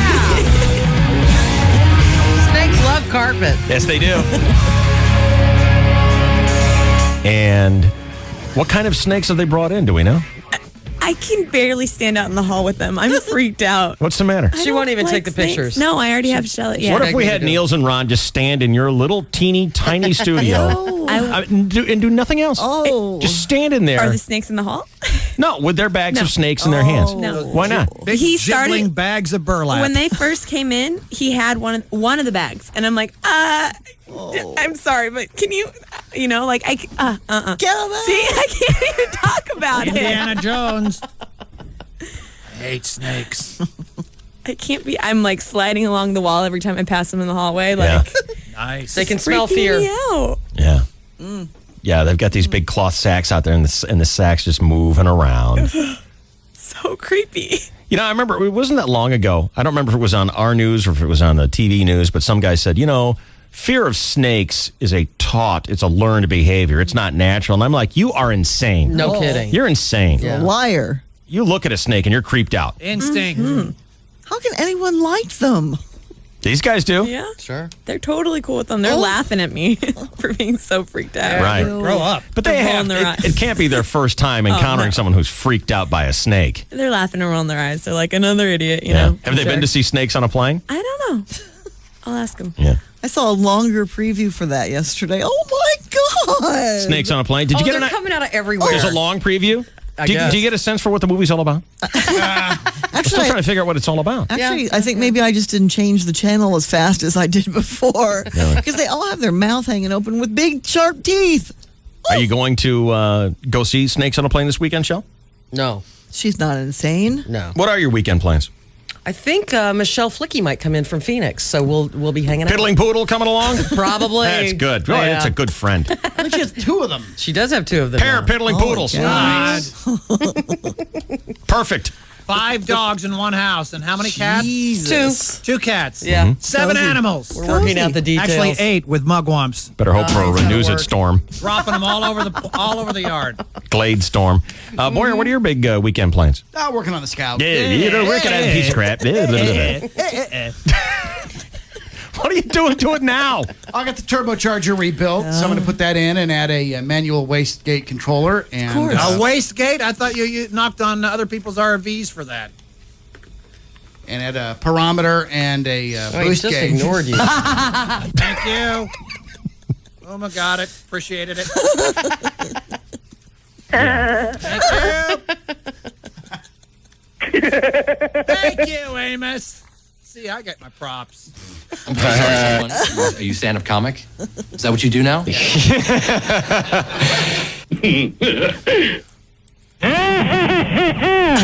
All right. Did we miss anybody? There it All right. Can we have a Bromwitz come to the studio, please? Sure. When is Channel 10 going to get here? He's right around the corner. Oh, okay. Channel 10 is going to film this for us today, and there's no guarantee that it gets on TV. Right. A lot of times that happens. A TV station will send someone out, film it, and they bring it back, and they decide whether or not it makes it on the news. So it might be on Channel 10 today. Our friend Rhett Lawrence, longtime friend of the Dave, Shelley, and Chainsaw Show, is coming in with his television filming device. That's Boyer's buddy, right? Yes, 10 News superhero. Isn't the real claim to fame that he's your buddy? Yes, my buddy Rhett Lawrence. Exactly. Yeah. You're right. Yes, David. Is he on his way in here? Yes, I think Yes, so. he is. Today, He just left. Today. He just now left. Maybe I should play his theme song for him, make him feel right at home. Oh, good idea. Doot, doot, doot, doot, doot, doot. Come on. Come in here, sweetheart. How you doing? What? How you doing? Take your time. Slower. Go slower. Hey, I'm a little nervous, you know. Did you see how big those bags are? And they move? Bromo is the homo. Quiet with this song. You're not dead. Bromo is the homo. Okay with this stupid song. It's your theme song. That guy at the golf course yesterday turned around and started singing that.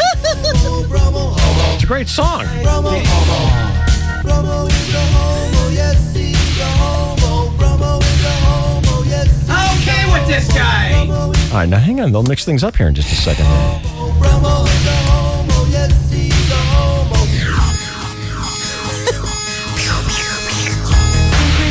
My favorite. This is Gay Bruce, right? I love how Bromo goes, this song is gay. It is gay. Yeah, I agree. Yes. Let's say thanks to our friends at San Luis Ray Downs yesterday for having us out. Dave's free Thursday golf, and it's brought to you by Aldala, makers of the hottest shafts in golf, and we had a spectacular day. Yeah, it was great. San Luis Ray Downs yesterday. About once every, 25 games, we get that perfect golf day where the weather's awesome, your friends are with you, and there's no waiting. Oh, I know. It was just, they couldn't have done a better run for us. And we were sitting there afterwards having a beer in their bar and grill area. Mm-hmm. And we're just looking around going, this is probably one of the best bar and grill setups at a golf course in all of Southern California. It's cool, isn't it? It is one of the best. Yeah. It's just real cozy, cool. Sitting there looking out over the vast expanse of San Luis Ray Downs. Yeah. Spectacular. It's neat out there. Really like going out there. San Luis Ray Downs, about, 10-minute jaunt off the 15 in Bonsall. You know they got horses out there? Really? Oh, shut up, Boyer. All right. Too much yelling. Well, I'm a little, Okay, I wasn't worried until I let these guys, and then I saw how big these bags are, and they're huge, and they're moving around on the ground. We probably won't be able to get all of the snakes in there. How many? It's only for a minute. 1 minute. Once we get the snakes in there, just enjoy it for 1 minute. Enjoy it. And everyone kept telling me, snakes like to crawl into. Yeah, thanks. Where? They said buttholes. They said snakes look for like holes to crawl into. Do you have any? Like crevices? Yeah. Do you have any? Of course I do. Got a couple. Told you to wear a butt plug. It's too late now. I'm not going to wear one of those. I probably wouldn't even know how to. You were talking about getting a cork from a wine bottle. Yeah, but I ran out of time. You ran out of time? Yeah, Really? I was busy last night. Shut up, Boyer. You just don't get around to doing stuff. Yeah, kind of. Yeah, I know. How about a Sharpie cap or something? How you doing on that cap. search for a new apartment? Have you done one thing about it? Just one? Not yet. Yeah. I don't have to be out till the middle of October. I know. You'll be living in your car. Don't worry. No, I won't. Oh, yeah, you will. I have 2 cats I have to provide for. You'll be living in your car with your cats. No. I'll figure out someplace. Mm-hmm. Yeah. Did you think about what pants to put on this morning when you knew we were going to play snakes in your pants? I figured the baggier pants, the better, is what I figured. And what if they crawl down my leg and come out the That's why we're going to tape your pants shut like I told you. Emily, you got duct tape for me? Damn it. You never told me that. I said it like 4 times. We all heard it. I never heard that once. Well, he was talking You're to you yelling on again. the phone. So now... Sing me a little song. No. Sing me a song. No, now Please. you... Sing me a Lionel Richie song. Now... Hello. Is that me you're looking for? Come on, sing. Now you're forcing these snakes to stay in that perimeter, the area. Yes. My pants. Yes, I agree. Oh, hey, Shane. I'm not used to... Emily, you got some duct tape for me? We're getting it right now. Okay, great. We want to duct tape close the foot openings of the bottom of your pants there so that the snakes stay nice and cozy. Because we don't want them to get scared. They get scared, you know what they do? What? No, I don't know what they do. What? Attack. Gosh darn it! What if they get mad because they can't get out the bottom? Right. What if they fight against each other? Like do a snake fight? Party in your pants. Wow, Come on. that'd be something. And you're coming. What if they go... What if they go over to you know what? What, Sparky? Yeah, what if they go after that guy? They might think that's a snake, a small one. Shut up, Boyer. It's possible. I'll take him on. I'm not afraid of him. Oh, buzz off. This 45-year-old snake has seen worse than that before. Shut up. Get out of here. I'm talking to my... Sing Lionel Richie to me. Okay, already. Sing it to me like you do when we're all alone at Oh, night. shut up. Hello, is it me you're looking for? Why are you choking me like that? Already. Shut up, Boyer. Stupid Boyer. Stop yelling. Stop your yelling. Stop yelling. Good news, folks. The snakes are not on the plane anymore. The snakes are in Bromo's pants. Yeah. We'll bring it to you after this brief timeout. It's KGB and Q103. Good morning. Well, what are we doing standing here listening to this for? The DSC at night. They can teach us stuff. 1015. My plan is working. Your plan to piss me off? KGB. Dave, Shelley, and Chainsaw. Dave, Shelley, and Chainsaw. Dave, Shelley, and Chainsaw. Dave, Shelley, and the Chainsaw. Dave, Shelley, and Chainsaw. Back home on 101 KGB. I don't like spiders and snakes, and that ain't what it takes to love me. All right.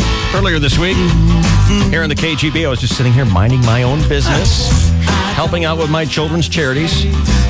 And the Brahmins came busting in here and insisted on breaking into the airwaves and announced that he could easily shoot 110 or better on our golf game yesterday at San Luis Ray Downs. And I said, really? What kind of guarantee do you offer that? And that's when he said, if I don't do 110 or better, I'll put snakes in my pants. Not true at all. That's not true at all. Shut up, Boyer. And you know what? Even if it isn't true, it doesn't matter because we're about to put snakes in your pants. Stupid Mason. And I just thought of something. Yes, tell me. I had a cup of steamed milk about an hour ago. Jesus! I'll be fine. Why do you do this? Why do you What poison did you yourself? forget?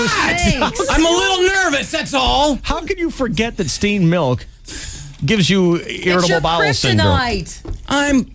It's his crap tonight. Be quiet, Boyer. Be quiet, Boyer.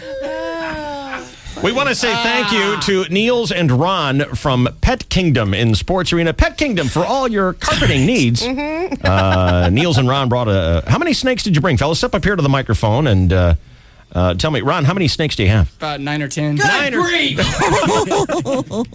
What kind of snakes did you bring? Got corn snakes, milk snakes. Oh, milk snakes, perfect. Yeah, they're not steamed milk snakes. But, Are these snakes real? Yes, they're real. Now, let me ask you, Ron, what will happen if these snakes become agitated or perhaps frightened? they're only attracted to steamed milk, actually. Ron, have you ever had snakes in your pants? Not me, buddy. So we don't know what's going to happen here. This is a first. It's anyone's guess. Great. That's great. What are you worried about?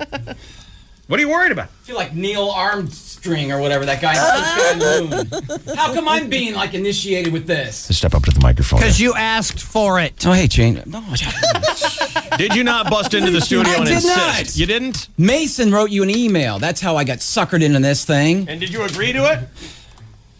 Yeah. So what's the problem? Problem. These snakes are probably going to slither all around me like stupid snakes. No offense to the snakes. Yeah, no. Be careful. He apologized to the snake. Yes, he did. He apologized to the snake. Jeez. Did we tape up the bottom of your pants? Yeah, they did. All right. Well, I think it's time. By the way, I want to tell you, Ron, I love your tastefully decorated snake bag with a great big rose on it. Oh. It's got this. It's actually for Bromo. it's a pillowcase, isn't it? Yes, sir. Are these snakes straight or there's no like gay snakes in there? Are there? We'll find out. It's the cornhole. Oh, shut up, Boyer! There's one now. Check it out. Holy cow. That would be a slithering snake about to go in his pants. And it is active and Oh, he's very interested in what's going on here. and he's pointing right to Bromo. Yeah. He is beelining. It's a divining rod. It's like a homing device. Good God, He knows it's prey. dude, that thing's like 6 feet long. Yes, There's it 6 is. people here in the room, and the snake is just beelining straight to Bromo. He wants in your pants. God, you Right look at at the that tongue. All right. Wow. Can I help you with something? I want to calm you down just a little bit, okay? There. Take a deep breath. That was deep. Hey, Carrie, it's Bromo. Okay with that stupid guy. Come on, that's you. All right, let's put the little red one in first. Okay, buddy, you ready? I think the little red one's already in there. There it goes. Oh, my God. Oh, good Lord. They were a leptin snake. Jesus, God. Oh, God. Oh, man. I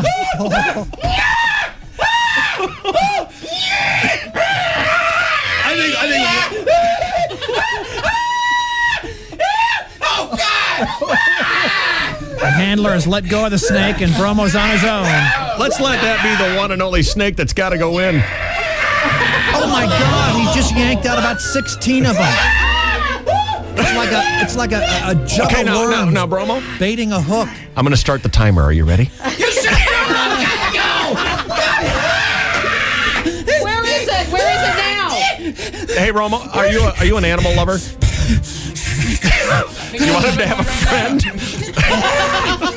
He's trying to go up there. Oh, really? Turn around. Let me see. No. Bromo, I've got one word for you. What? Kegels. Got another one.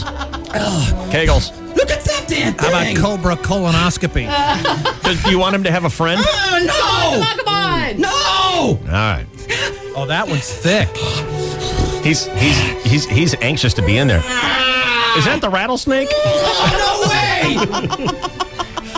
No, that's the asp.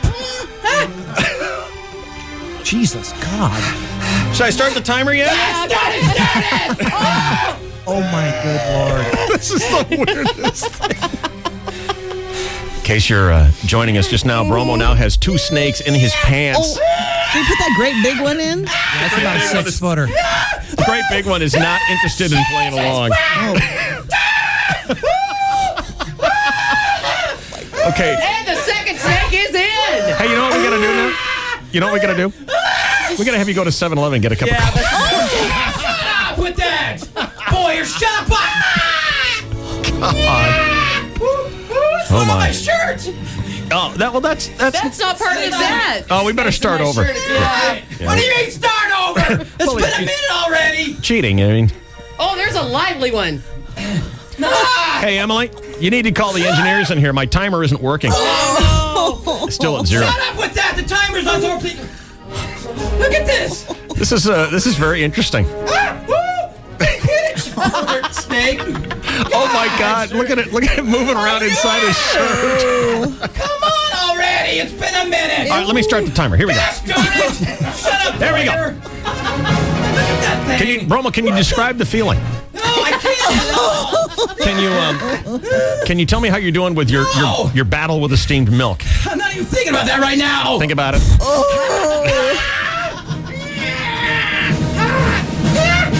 All right, you're almost done. We're 10 seconds in. 10, 11. Gosh darn it! So he's got 2 in there?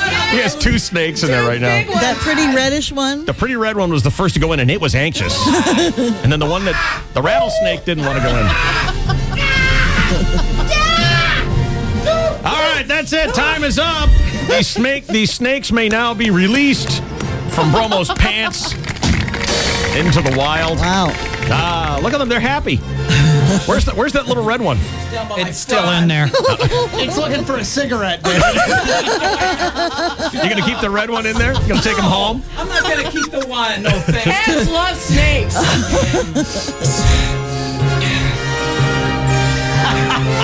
Keep it in. Maybe Carrie will call you back. Wow. Oh, that was fun. That was the worst bet payoff ever. And it's still in here. Aren't you forgetting something? What? Aren't you forgetting to thank Mason? I'm not going to thank nobody for nothing. Are you yelling? Sing me a song. No. Sing some Lionel Richie. No. Is it still in? Yeah, there's one. Shut up with that. Is it me you're looking Okay for? with that. The little red one likes it in The there. little red huh? one's not coming out. That red guy was having a ball. Party. Literally. Get out, dude.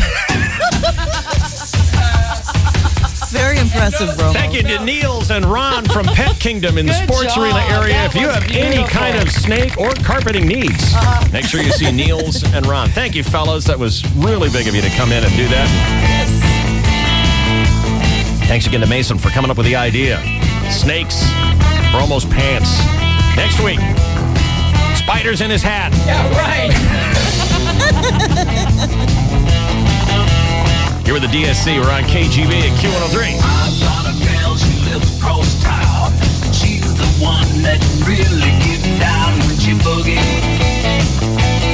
She do the tube-steak boogie. Well, now boogie, little baby. Boogie, boogie all night long. I've got a girl, she lives on the block. She kinda funky with a pink and black sock. She likes to boogie. She do the tube-steak boogie. Well, now boogie with baby. Boogie, boogie all night long.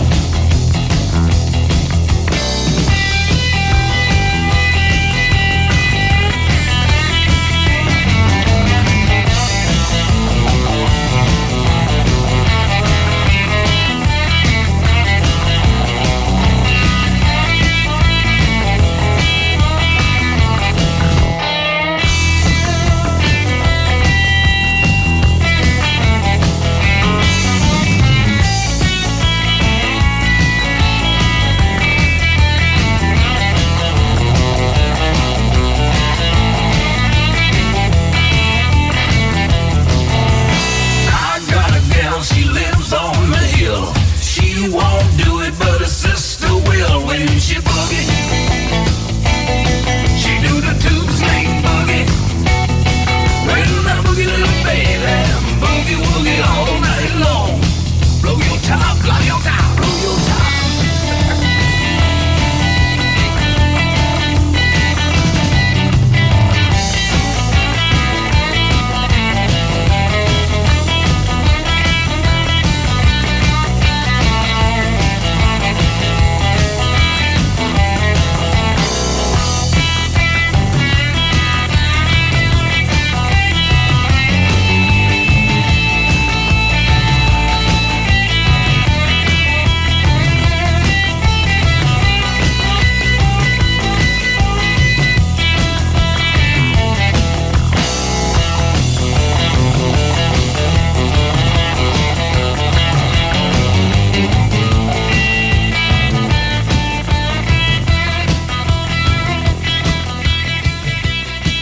Now let's get back to Dave, Shelley, and Chainsaw.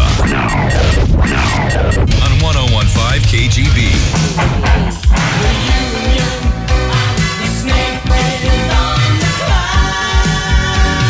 Did you see how that red snake, the first one that went in, was like, hey, let me in there. Let me get in those pants. Hey, who's that? Right. He was all over Abramowitz. He was kind of starstruck. Hey, what's going on? Can I get in those pants? Yeah.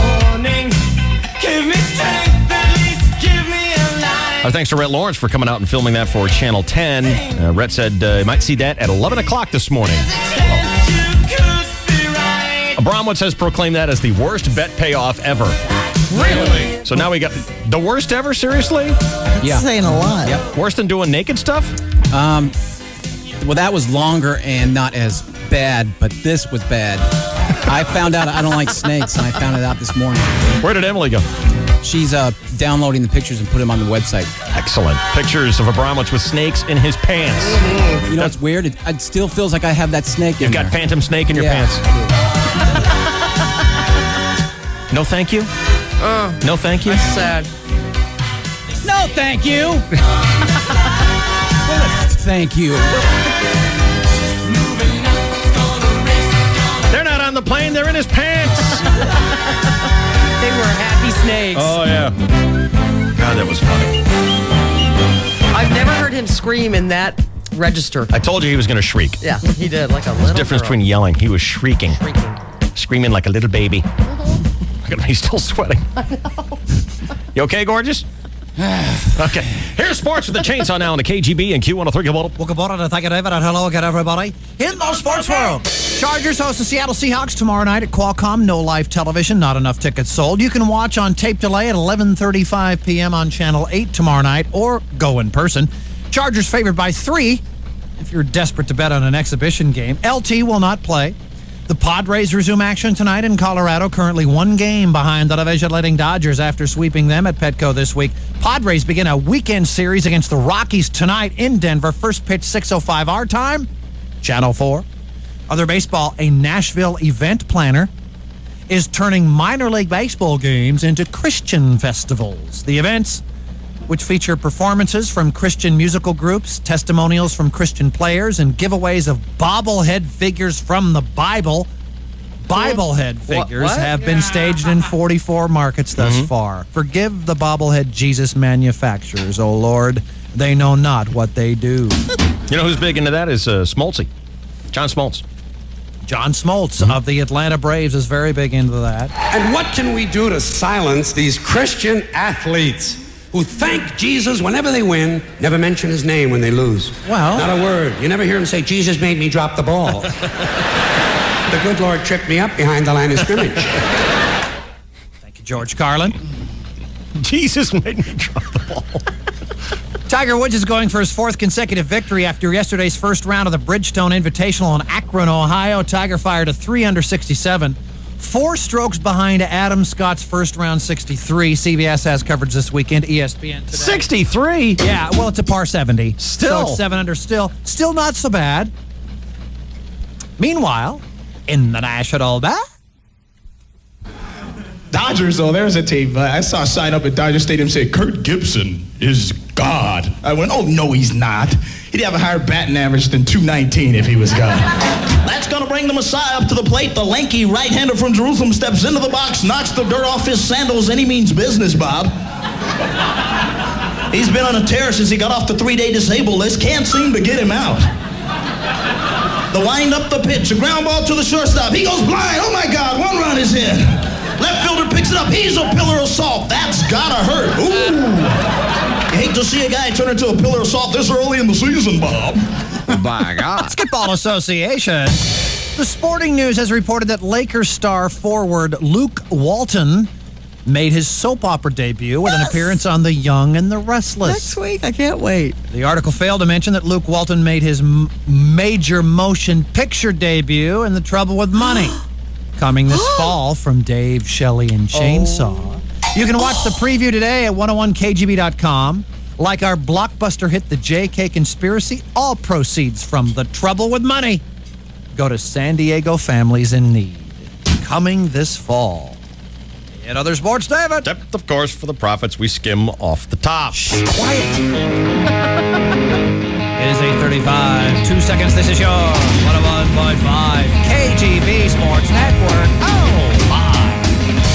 Dave, Shelley, and Chainsaw. PSC at night. KGB.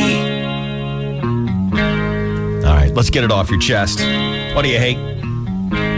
Seriously.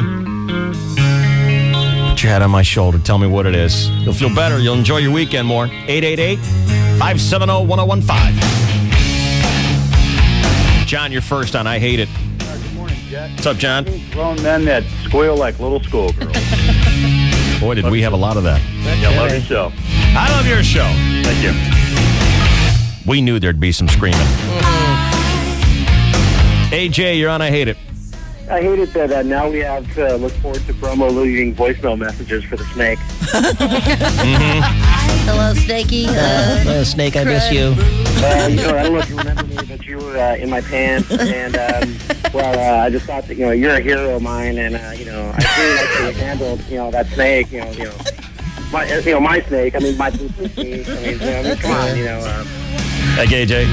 You forgot chance shot. Dave, you're on I Hate It. Hey, buddy. Oh, man, I have no room in my heart for hatred this morning. Bromo is the man. Right on. Ken, you're on I Hate It. Hey, Dave, how are you this morning? Tip-top better now that you're on the show. Great. Hey, you want a blast from the past? Go. Stand by, drivers. Oh, yeah. What's going on, dude? I'm living in Utah, and I hate Utah. Why did you go to Utah? I'm making a movie.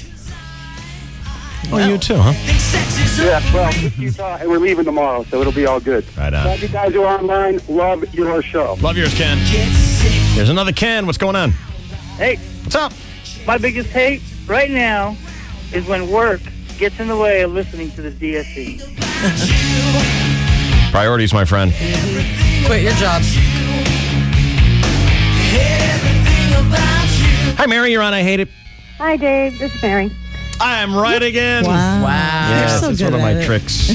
What's up, Mary? Well, Dave, you can help me with this. I hate it because I hate it that I cannot get the best of Dave Shelley and Chainsaw up here in Temecula on the 103.3. They don't roll the best of show on Q103. No, and it's all static anyway when I try to get it on 105 or 101.5. Yeah. So you can do your part by putting a good word for us up here in Temecula. Well, yeah, I think you just did, Mary. Okay. I think you did just put that word out. You want to hear it. I would love to hear it. Which one are you talking about? You talking about Are you talking about the Saturday show or the nighttime show? The nighttime. The nighttime show. Okay. Yeah. All right, Mary. Thank you. Thanks a lot, Dave. Love you. I love you. Dash, you're on. I hate it. What do you hate? You know, it happened to me again. I held the door open for a pretty lady, and she walked right through without saying thank you. Did you say something? I said, hey. She turned around, and I said, I just held the door open for you. Oh, well, thank you. You know? Just oblivious to the world. I'm so good looking. I'm just oblivious. It's not oblivious to the world. It's rude. It's rude behavior. I'm so pretty. The whole universe revolves around me. Just ask my mom. She told me so. And she's not that hot when she does that. When you do that for a Takes hot away the girl, beauty. it kills some of the hotness. It really does. Yeah. Thank you, Dash. Disappears. My pleasure. Bye. Dave, you're on. I hate Dave. it. What's up, Dave? I hate it when you call in sick and then you run into your boss at the track. Well, that's when you go up to him and you say, "What are you doing here? Shouldn't you be at work?" Funny. Sean, you're on. I hate it. Dave. Yeah. I hate it when I call in to tell you something and Emilito says, okay, I'll pass it along. Okay, we're what? I'll pass it along. Oh, you didn't get through the screening, huh? She's tough. She's doing her job. Ben, you're on. I hate it. Hello? Hi, Ben. Hello. I hate it because right at the first stick of going into Bromo's pants, I saw red lights behind me and I had to turn off the radio so I could get my speeding ticket. How fast were you going? I was going 68 in the 55 zone. Well, that seems kind of picky. Lou, you're on. I hate it. Dave, I hate it that my company van only has an AM radio. There's nothing good on AM. Come on. Hey, Emily. I'm going to pass on 15. Thank you. RT, you're on the DSC. Hey, love your show. What's up, man? Hey, I hate it when you hear more girly screams from Bromo than all the time. I've got 4 kids, and I haven't heard that many screams during all of those births. Yeah. Screaming more than a woman in labor. He sure did. Bob, you're on. I hate it. What's up, Bob? Hey, good morning, Dave. Morning, Bob. How you doing? I'm well. What do you hate? I hate it when the police in our town play all these little, commercials. Like, I hate it when my dad doesn't have enough money to stay in town and all this stuff, and yet they've got time enough to walk through parking garages giving people tickets about, whether their cars might get stolen. I saw that yesterday on the news. What was it? They're going around to beach areas, and they're peering in people's cars to see if they have something of value. And then they give them, I didn't think it was a ticket, but they give them a warning that says, hey, just as a courtesy, thieves might be looking for your camera, your purse, whatever. Well, they don't have money and they're moving out of town, but apparently they got an advertising budget. So they're doing good in some ways. If they could just spend that advertising money on the salaries. Oh, Shelley. Huh? You're going to get a slap in the face from our advertising department today. Oh, sorry. And from Officer Yummy. Daddy. Steve, you're on. I hate it. What's going on? Hey, I hate your station's promotional commercial that starts off with a scratchy record and the harp strings. Yeah, me too. It's like fingernails on the chalkboard. What's it for? It's for HD radio or something silly like that. It's I haven't noticed the new it yet. digital thing. Yes, KTV. Haven't heard it yet. That's because we don't play it. We don't play it? I've never heard it on our show. Oh. Well, then good. I'm glad. We have more. people who want to tell us what they hate waiting at. What? I lost my ability to talk. It's okay. It's radio. It's a terrible thing when a broadcaster forgets how to speak. Yeah. 888-570-1015 is our number. It is I Hate It. You can also email it to us, dsc at 101kgb.com. Dear Dave, I hate ham sandwiches. Love your show, Mama Cass. Robert, you're next year on I Hate It. What do you hate, Robert? Good morning, David. Morning, Robert. What do you hate? I hate my new band name thanks to Chainsaw yesterday. I don't know that you... Sleeping on the Stain. What is it? Sleeping on the Stain. Nice. Thanks, Chainsaw. You're welcome, buddy. Yeah. It's at the Bacchanal this weekend with your mom's camel toe. Oh, I love that. Johnny, you're on I Hate It, Johnny. Godspeed. I hate my wife has a loose lip. Uh-oh. There's no reason for that, you know. Maybe you're just small. Brian, you're on I Hate It. Good morning, Mr. Rickard. What's up, Brian? How you doing today? I'm doing great. What do you hate? Hey, love your show. I love yours. Right on. Hate it when I go to the Petco Park and they're playing the Dodgers. Why? We always beat them. Why, we beat them like 10 out of 11 games. There's too many Dodger fans there. Imagine that. Dude, being too picky, we creamed them. And the Dodger fans come down here and spend all their money in San Diego. We win.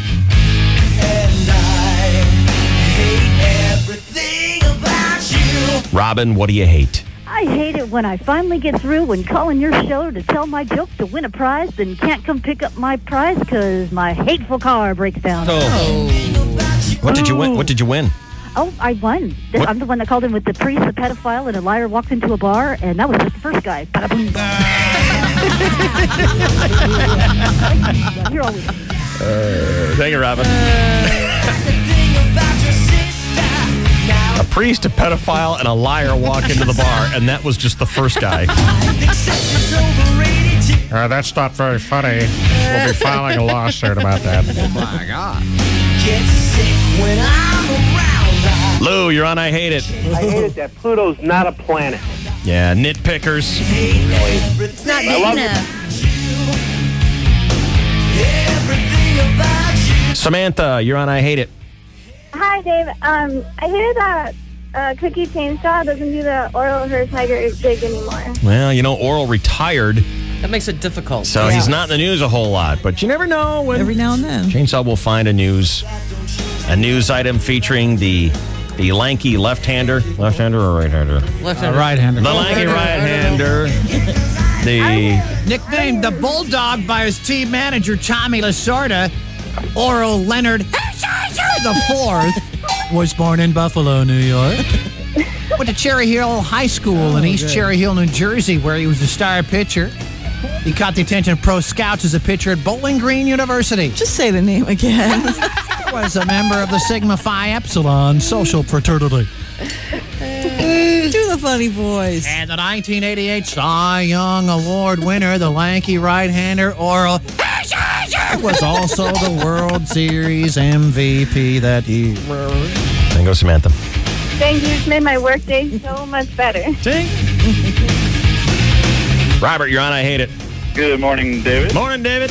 What's up, Robert? I hate it when you get up during the middle of the night to go to the bathroom and you step on the damn cat. That'll wake you up. That'll wake you up. Think about the cat. Thank you, Dave. Thank you, Robert. Emmanuel, Yes, sir. what do you hate? I hate that I got to go to Arizona for a full week. I won't be able to hear the show. Oh, we're going to do all the coolest stuff, too, while you're gone. Terry, what do you hate? Hello. Hi, Terry. Hi. I hate it when all people do is whine. What, are you working with a bunch of whiners today? Every day I work with Ugh. whine. I know. I hate whiners. Okay, bye. But I love your show, Terry. Thank you. Thank you.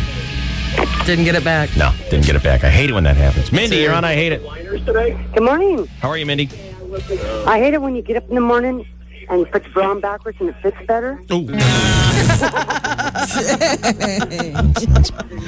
I hate that, but I love your show.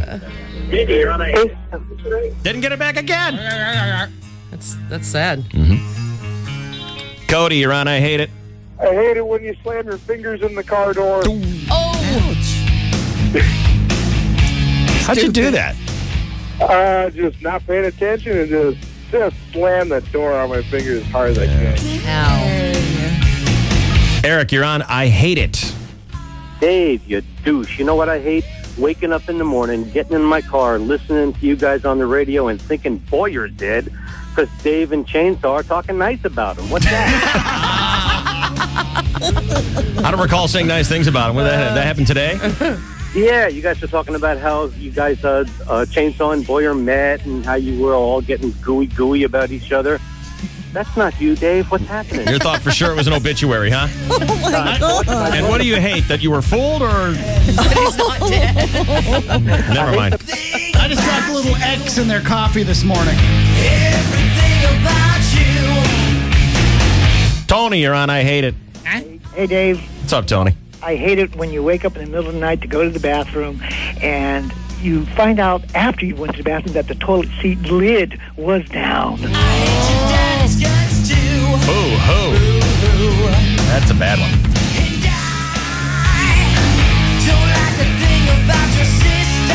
David. Hey, David. You're on. I hate it. Hey, I'm a casino cashier, and I hate being on my hands and knees looking for $5,000 in chips so I don't have to talk to tribal gaming. Oh, no.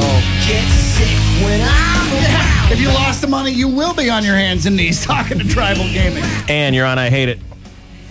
I hate that old people are unaware of debit cards and write checks at the grocery store. I hate it. And Old they're people always in front of me. Yeah, they're always. I know. I always pick the wrong line, and they always wait until the total comes. Right. Well, now I'll be getting my checkbook out of my purse. And they use coupons, too. Oh, hang on. I've got 731 coupons.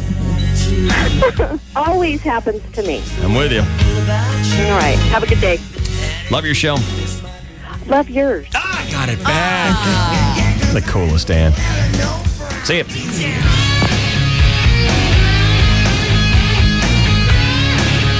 Nick! Hi, Nick. Hey, I hate the fact that my dog can lick himself and I can't. Yeah, but you can make a little fist and he can't. Yeah, but just pet him nice and maybe he'll let you. Did you ever think about that? I'll show it to you.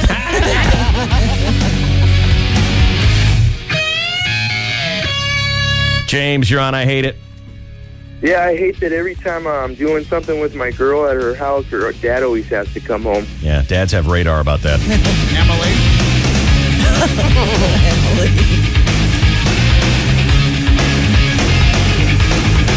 And here is it Todd? Todd! Oh, hi, Todd. Aha, David. What's up, Todd? I hate people that call in and complain about police officers. Thank you, Todd. Yeah.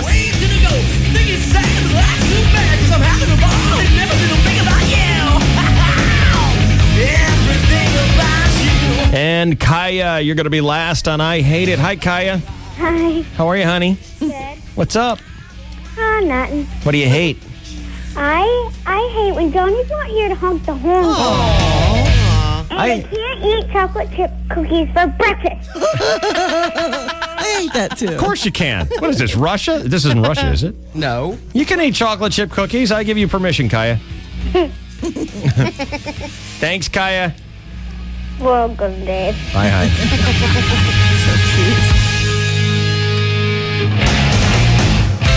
Honk the horn, Johnny! KGB, Dave Shelley and Chainsaw Radio Show. Friday morning. Getting into our weekend. Some leftover I Hate It's coming in through the email. I hate all this talk of waking up to go to the bathroom and stepping on the cat or not lifting the lid. And I hate it when you don't wake up to go to the bathroom.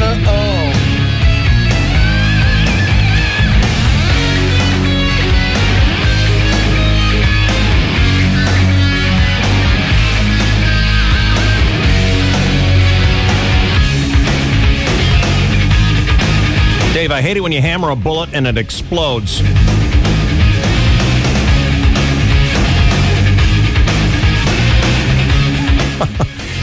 hate being ugly, okay?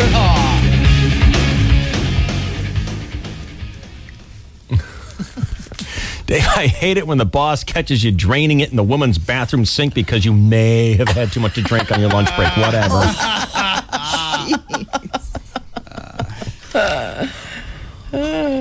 Boyer says during that last commercial break, I should have brought in my blood pressure cuff during the snakes in his pants bit. Does it surprise anybody that Boyer has his own blood pressure cuff at home? No. No. I have one too. I actually have one as well. A majority of us on the show, or at least half, have one. What for? I take medicine for that, so it's nice to keep a check on it every once in a while, see what it's doing. Then there's a reason to have one. That's a good reason. Shelley? Because every time I go to the doctor and get it taken, I hate being at the doctor, and it's a little bit higher than normal. And he'll say, all right, I'll give you that, but monitor it at home and make sure that what you're doing is working. That's a fairly good reason to have one. Boyer? Chris Boyer. Well, one time in my life, I wanted to measure my nose bridge size, and it gave me anxiety, David. I had some times where I thought, gee, I wonder if I have high blood pressure because I hadn't been to the doctor in like 5 years. I think about that a lot. Well, I do. Why don't you just go to the doctor? Because I couldn't get an appointment for a couple of months. Why don't you just go to the months? Just go to the prescription place at the Save-On. They have one of those little Right there. sit-down machines. Right at the pharmacy desk. Those don't always work very well. Sure they do. You know, I was at Costco, and it was there on the shelf. Impulse buy, you mean? Yes. Yeah. But there are 100 other arms who have inserted themselves in there, David, and I might get some debris. Ew. Now, had you really been... Now, be honest with me. Swear to God. You really thought a lot several times about what your blood pressure was. Yeah. You really tried to get a doctor's appointment. You really Yes, I couldn't did. for several months. And it wasn't just an impulse buy. It caused, I think I need it. No, I couldn't get an appointment because my doctor was on vacation or something like that. And he's a good guy. He's booked up. And he's the only popular. doctor here in San Diego. No, but it seems silly just to... Impulse buy. Yeah, well, a little bit. Impulse buy. And kind of neat. It was automatic. Do you ever have Technology. fluctuations that are of concern? No, the last time I had my Yes or no? checkup. Yes or no? How many times have you used it? Once, and it came out normal. And I said, okay, well, I'll put that back on the shelf. And then a couple How months long ago later, was that? I was a couple years. 6 months, 8 months. 2 years. Yeah.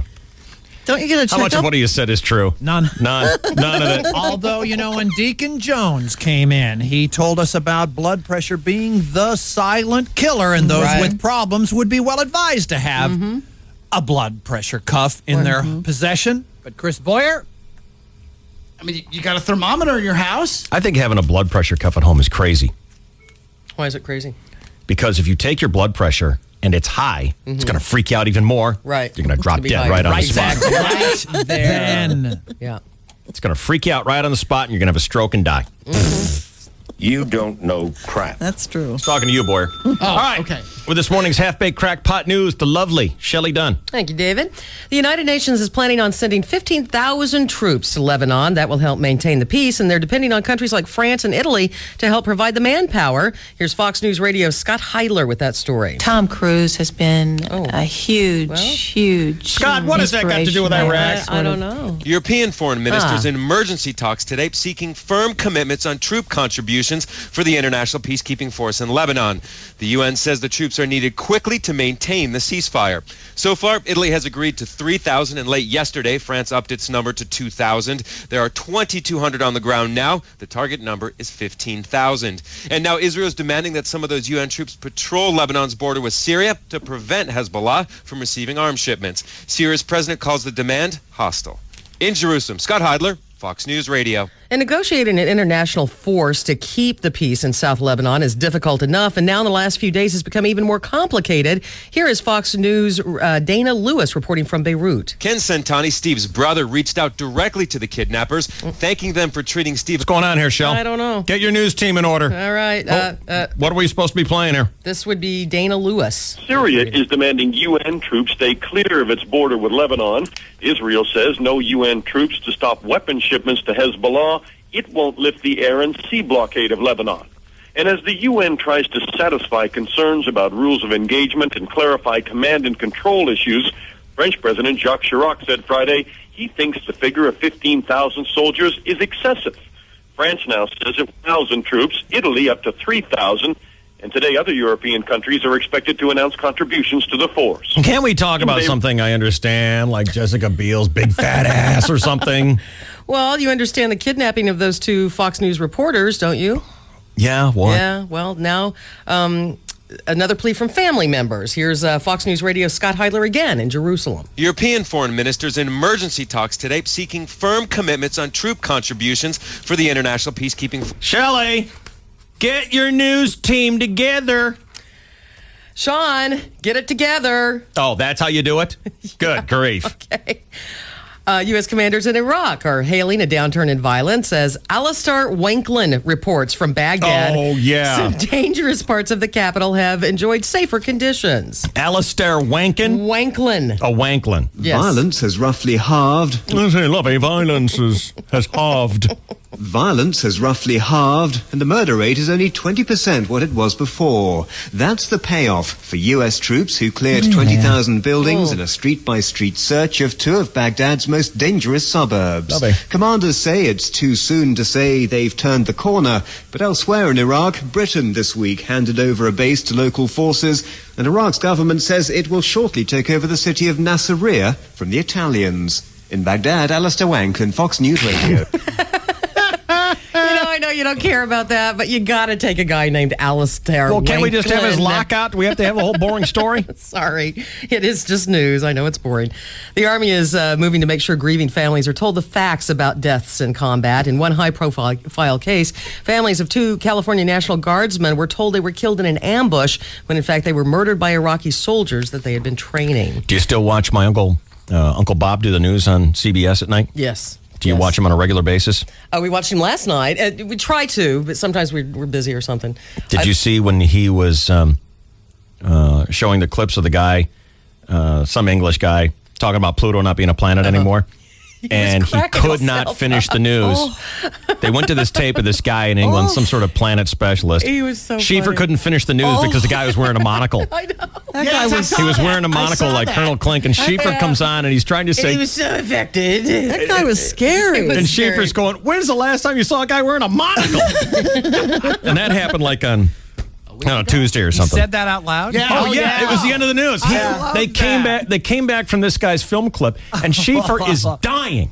He's absolutely dying, and he goes, when's the last time you saw a guy wearing a monocle? Colonel Clink. And so then a night or two ago, they're talking about it again. And Schieffer's saying, yes, as you've probably heard, Pluto is, not a planet. Reduced to something not planet-sized. And he starts laughing. And he goes, because I spoke to... and whatever the guy's name is, and he starts busting up again.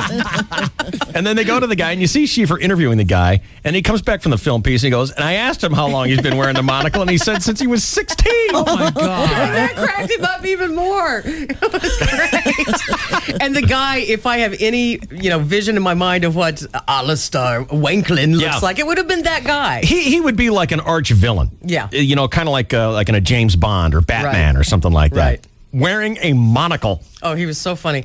And he had the long white collar because he obviously couldn't find a jacket that fit his expansive girth. And it was a weird angle of him, and he was very weird looking. He was a big fat guy. One shot, though. All you could see was belly and then the big white sleeves and the monocle. He looks like the kind of guy it takes about 10 minutes to sit down. And once he's there, he's not leaving for the rest of the day. Yeah. And what was that accent? It was British or some kind. British, but snotty British. But just Schieffer dying. When's the last time you saw a guy wearing a monocle? It's like when you tell Grandpa a funny joke and he just gets tickled. It was so great. Yeah, we loved that.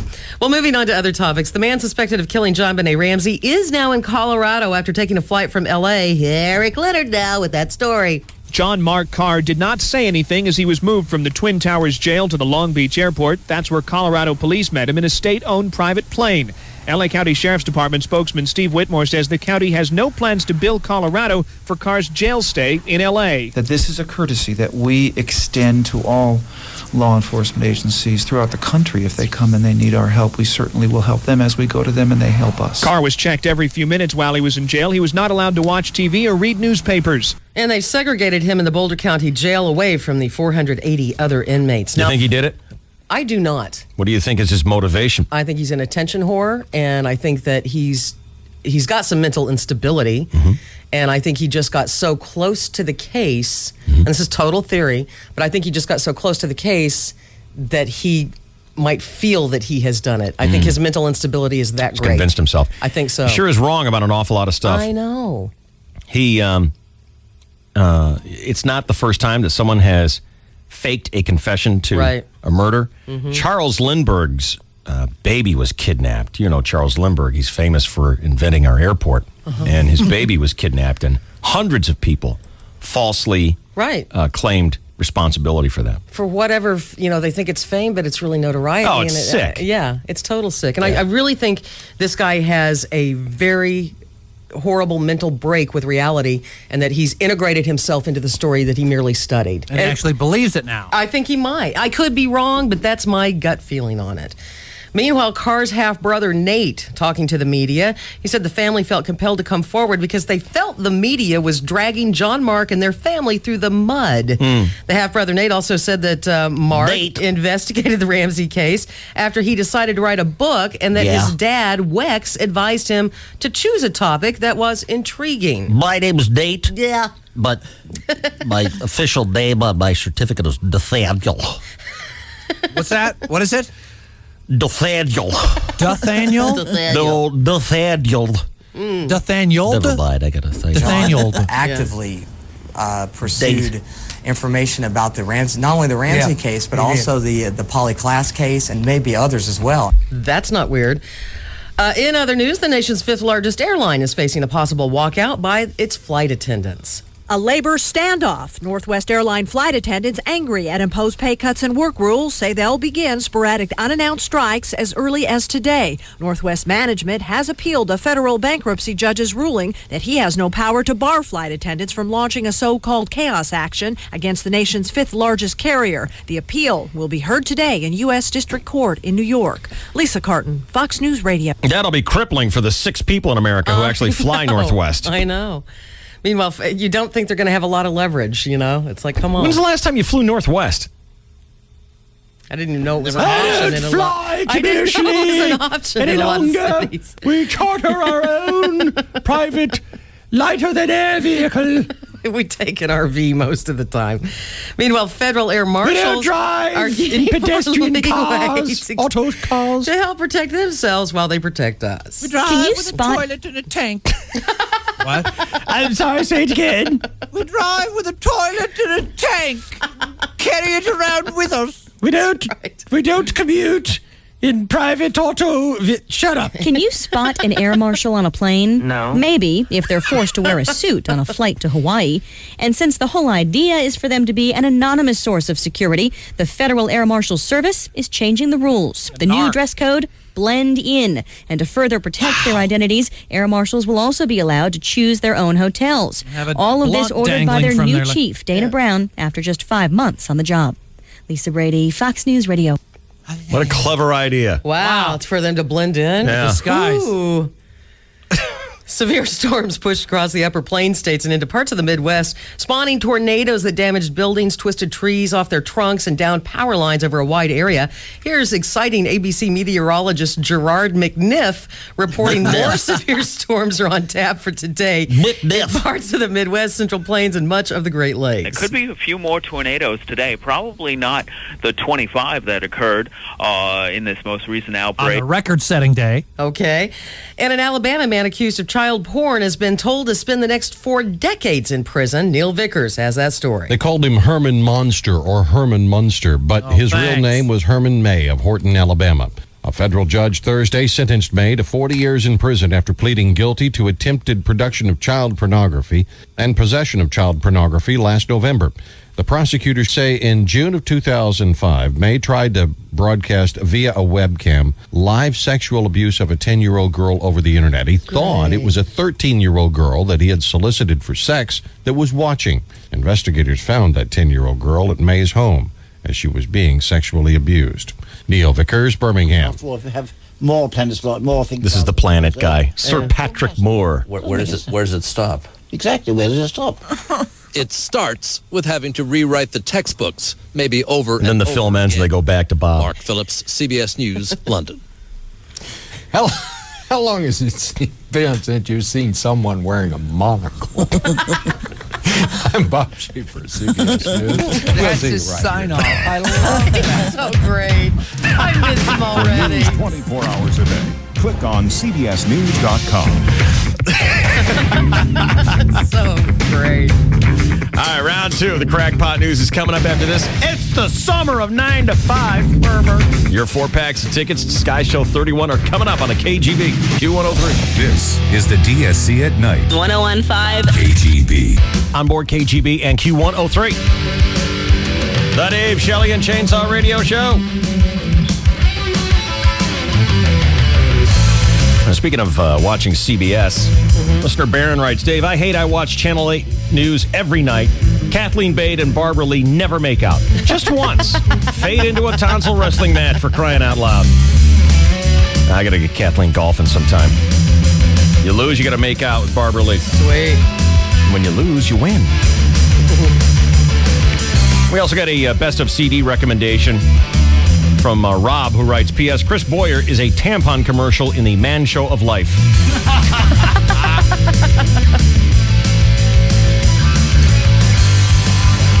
And that was such an excellent simile, I thought I would include it. Thank you, Rob. Do we have more news? Oh, Shelley yeah, Dunn? there is some more news. News on me right now. How was your last bill from SDG&E? Well, they always are high. Yeah. They'd like a 4.5% increase rate starting in January of 08. Natural gas would go up 6.7%, electric rates 2.8%. The increases would generate an additional $1.4 billion in annual revenues. Well, they got to have that. The allegations were that they were ripping off California. Now with the release of recorded telephone conversations between power traders, the truth is becoming known. It turns out the allegations were right. What am I playing? Power traders conversation. I'll help you if you tell me what's... Sure, you bet. So I'll definitely help you. So you can't have the conversation, you realize? No, it's not. We're not having it. Here's Michael Shames with Utility Consumers Action Network with this reaction. We can't have this conversation. No, we're not having it. That's a classic line of conspirators. That's what they're talking about. They're conspiring to set a price. That's damning. Those power traders talked arrogantly about crippling the state because environmental laws kept us from building new power plants. One of them reportedly doing jail time for market manipulation. Michael Shames again tells us, though, about the rest of them. They have disdain for California. They didn't even care about the laws here. They didn't care about the people here. You are witnessing the seamy underbelly of the traders who are setting natural gas and electricity prices as we speak today. What is a seamy underbelly? Well, is it when you wear your pants too tight and when they come off, you've got that line across your belly, yeah, across your tummy, kind of like pillow lines on your face? No, it's S-E-E, seamy, as in gooey and icky and ugly and vermin. Or is it the Northern California city of Simi? Simi, that's S-I-M-I, Dave. Oh. Well, Shames went on to say that many of the same people are still trading in energy, while very few have ever been caught and less have gone to jail. Abramowitz's snakes in his pants will be the featured story on the Channel 10 News at 11 o'clock this morning. We've just received confirmation Awesome. that the video editors and news directors have witnessed the film, expertly shot by photojournalist Rhett Lawrence, and have determined that it is their featured news event. Can't wait. For 11 o'clock this morning on Channel 10. Oh, I love it. Meanwhile, Governor... the pictures are on the web, by the way. Oh, good. 101kgb.com. Emily took lots of pictures and has posted them on the web. Good girl, Emily. Cool. Meanwhile, Governor Schwarzenegger is at a border governors meeting in Austin, Texas, talking up teamwork and cooperation with the Mexican government. This time, specifically, I think that the Mexican people are very cooperative and they're working. We actually had you on tape talking Okay, well, yesterday. play my tape. Play your tape, and then you can better. comment on it. This time, specifically, we're talking about, for instance, the avian flu. I think that we all know that I there's like a huge avian water. danger that this could How can you get spread flu from worldwide. water? And I think that is an opportunity for all of us to work with the Mexican governments together to see Right. what happens if Okay. something like this spreads in the United States. But I thought you were going to talk about taking stronger action against criminals who tunnel under the U.S.-Mexico border to smuggle drugs and traffic humans. I'd rather talk about the avian. I'd rather talk about don't you get to work? Avian Do water. something we care about. Shut up, stop it. Stupid. Idiot. Oh, you go right Jerk. for the insulting stuff. Badge boy. Bad hair. Oh. Penis head. Got me. At least I know where to put it. What? And a woman instead of some guy. Ha! Got you. Okay, inferring that you're a gay boy. What? Wow. I don't know. Is there a way to erase tape? Stop it. Knock, knock. Who's there? Arnold is a penis head. Arnold is a penis head. Who? I agree. Stop it. Meanwhile, this will make you happy. The American Civil Liberties Union is now suing the federal government over the newly signed legislation aimed at protecting the Mount Soledad Cross from legal challenges. Thank God, Kogo's Mike McGregor now has that story. Okay, here we go. Mike McGregor. I've got the story coming to you now. In 3, 2, 1. In order to preserve the cross, President Bush decided to build it, but the land of the war memorial sits in the hands of the Department of the Defense. The ACLU is suing Hey, are you a hot mama? You sure look that way to me. They can I can quote a little foreigner to you. present Got a lot of non-Christian foreigner on the symbols. mind today. Prosecutors say the Chocula. U.S. Constitution I'm hot-blooded. Check it and see. of religious symbols on public land. I got a fever of 103. The Constitution, which the previous decisions were based. Come on, baby. Can you do more than dance? The Oak Ridge Boys expressed confidence that his side will win. Look at me. I got snakes in my pants. Daddy sings bass. McGregor, News Radio Mike 600, McGregor, Mike McGregor. KOGO. Duh. What did he say? Who cares? He's talking about the cross. There's another suit. Is it still on the hill? It's still on the hill. Then shut up. Leave it. God. And there's a That's the manhunt idea. underway today for robbers who got away with about $1 million worth of jewelry. This couple in their 60s were walking around with a treasure trove of this stuff, and they got held up on San Diego Avenue in Old Town about 1:30 yesterday afternoon. What were they doing? Well, they were walking around to jewelry stores, and they were going to go over to Marco. Right. And say, hey, would you like to sell this jewelry on consignment? They had $1 million worth of jewelry on. That's what they're telling the cops. But Marco Now, doesn't- why do you say that? Well, because who knows? We don't have any stuff. You're so suspicious. We haven't seen it yet. And I don't think Marco does consignment stuff. He hand chooses all of his diamonds Yeah. and makes them up himself. Dave. He's an artist with jewelry, but they went into the diamond source to call the police. And that's how the diamond source got on television last night. The victims had all the bling Clever. bling in 2 suitcases. They were trying to find a shop to sell those items on consignment. For anyone that thinks Suri Cruz has not been seen in public because there's something wrong or that she's just damn ugly. But ugly. Lisa Rimini tells E! News that their baby daughter is normal. Leah. Oh, I'm sorry, Leah. Leah Rimini. She's normal. She's normal people. She's Normal just people? like How do you even every know? other baby. Well, she's met the child, David. Hollywood's still buzzing over Cruise's split with Paramount Pictures, and some of his fellow actors say they support Tom Cruise. Here's William H. Macy. He says he believes the rift was an economic issue. I think his deal was very, very expensive at Paramount, and they couldn't afford it. Why it was done this way, I have no idea. I think it stinks, personally. I think Tom's a good guy. Well, then you're stupid. I'm not a Scientologist, but if he wants to be, that's nobody's business but his. Well, he's made it ours. He's made it our business because he railed on everyone who doesn't know about psychiatrists. If you don't understand it, then you're just dumb. Sorry, Billy. I know you've been on a show and everything, and we think you're cool, but come We love you on, as an actor. Billy. He's Yeah. a jackass, and everyone knows it. And if you don't know it, then you're a jackass. Yeah, we hate because that him. looks normal to you. But we'd love to have you on the show again. Anytime. He's a what? Anytime. Anytime. Here's jackass Kim Basinger. She says she believes Tom will continue to make movies for as long as he wants to. Tom Cruise has been a huge inspirational sort of entity in our business for very long. I don't know Tom at all, really. I don't know hate him. but he's That's why you're huge. commenting on I him. think he's, good looking. He's brought a lot of good Short. things to our industry, so I wish he It's the only thing that I could play that would makes it better. counterbalance the ramblings of Kim Basinger. I've never met him, but he's just an incredible person. In short. He's a good actor. He's just a quality person. In kind of a non-good way. Yeah. No, I think he's good. I think he's not. You know what? What? We're going to start slapping, and I'm going to... Promise. Aerosmith bassist Tom Hamilton has to sit out the first few gigs of their tour because he's recovering from throat cancer. Oh, no. He just got over a 7-week course of radiation. It's the bass player for Aerosmith, Tom Hamilton. Oh. He'll be back in mid-October, though. In the meantime, his fill-in will be David Hull, who played in the Joe Perry Project.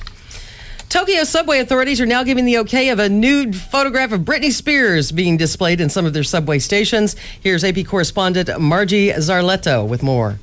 I've got Britney. Is that what I'm playing? Yeah. Tokyo Metro had initially wanted to censor an ad for the Japanese version. Oh, should have let me do the story. I'd do it much better. Mike McGregor. Hey, 1, 2, 3. Mike McGregor. Tokyo Metro had initially wanted to censor an ad for the Japanese version of Harper's Bazaar, which featured Britney Spears nude on the cover. Oh. It's the same photo that appeared on the American version of the magazine.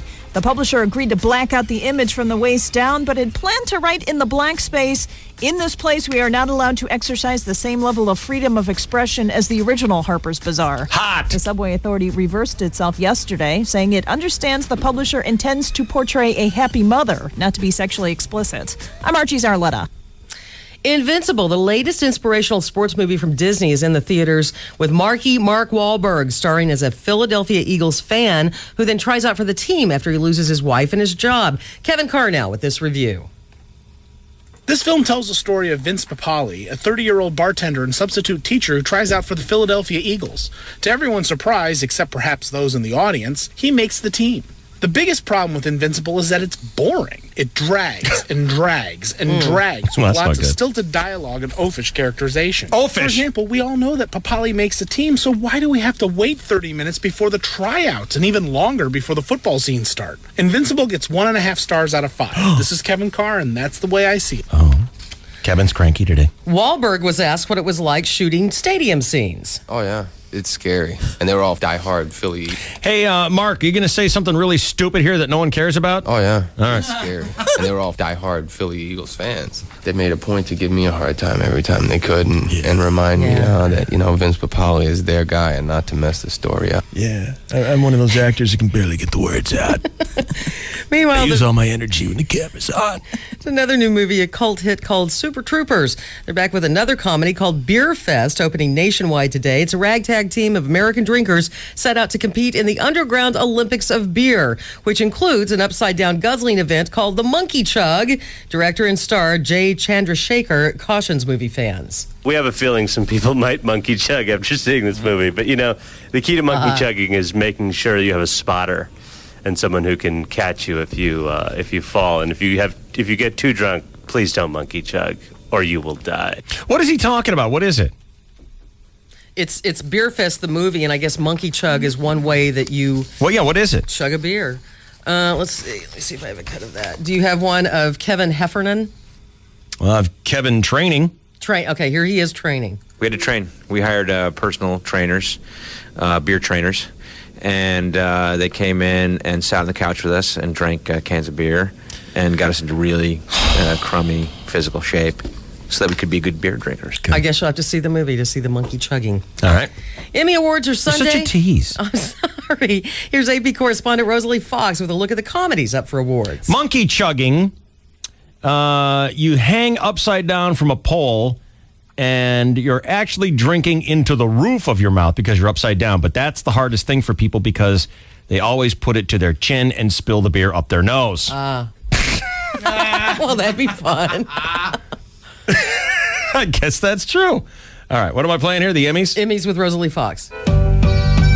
Some Las Vegas odds makers predict Emmy wins for Steve Carell and The Office. For Best Comedy, The Office is up against Scrubs, Curb Your Enthusiasm, 2.5 Men, and previous winner, Arrested Development. For acting, Steve Carell's a first-timer, along with Kevin James and Charlie Sheen. It's jungle out there. Tony Shalhoub has 2 wins out of his last 3 nominations. Larry David's been nominated lots of times. and won years ago behind the scenes at Seinfeld. Rosalie Fox, Los Angeles. Wait, Rosalie, let's have a look at the shows for Outstanding Drama Series. 24 has been nominated every year it's been on the air, but it has never won Best Drama. It goes into the Emmys with the most nominations for a series this year, 12. Right behind is ultra-popular Grey's Anatomy with 11 nominations. Constant winner The West Wing is up for the last time. House is a contender.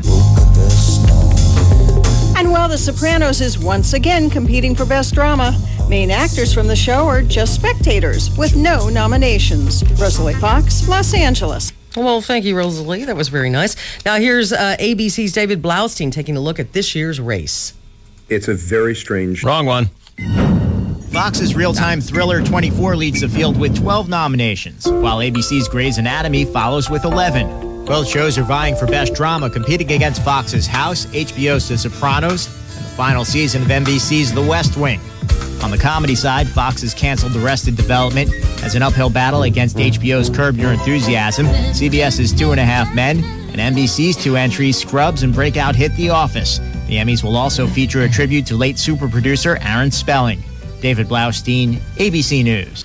Now, Dennis Leary is up for Dramatic Actor Oscars at the honors. At the Emmy Awards Sunday night. This is the show where he's a fireman who hangs out with Jesus. Well, it's called Rescue Me. He's an alcoholic firefighter, and he's not over the death of his son, and so he sees the son here and there. And I thought he hung out with Jesus too. Maybe he sees Jesus as well. Yeah. Tom O'Neill, columnist for the LA Times and awards show website, TheEnvelope.com, says Leary is the front runner in the Best Actor in a Drama race. Leary proved that he's not just a stand-up comic and sometimes writer. With his Emmy submission this year, it's a bravura piece of acting. Bravura! Ugh.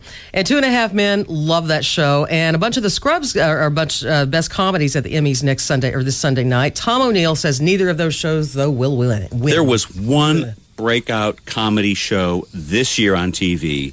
It was The Office. It seems inevitable that Emmy voters will want to promote it, literally, as best comedy series. Well, thank you very much. Can't get into it. Love it. I can't get into it either. Me either. Love it. Do it. Just can't. It's an acquired taste. No, it's not. It's stupid. I agree. It's funny. Stop it. If you were in it, that'd be funny. Political gridlock. Secret Service officials confirmed. The Washington Post says they tried to get the Virginia Department of Transportation to close down carpool lanes on a highway leading out of Washington so that President Bush could easily get to and from a fundraiser for Republican Senator George Allen. Well, experts who monitor the traffic said that would just be a nightmare, so they denied the request, and the president had to travel to the fundraiser by helicopter. You know, if the president needs to get somewhere for something of vital importance, close down the road, but not for a fundraiser for some other jackass who wants to get in office. No way. And former President Ford has now undergone an angioplasty procedure at the Mayo in Rochester, Minnesota. Stents placed in 2 of his coronary arteries. He's dead. No, he's not. He's resting comfortably with his wife Betty and other family members. He's dead. We're just working up, getting ready for it. The big announcement. Stop it.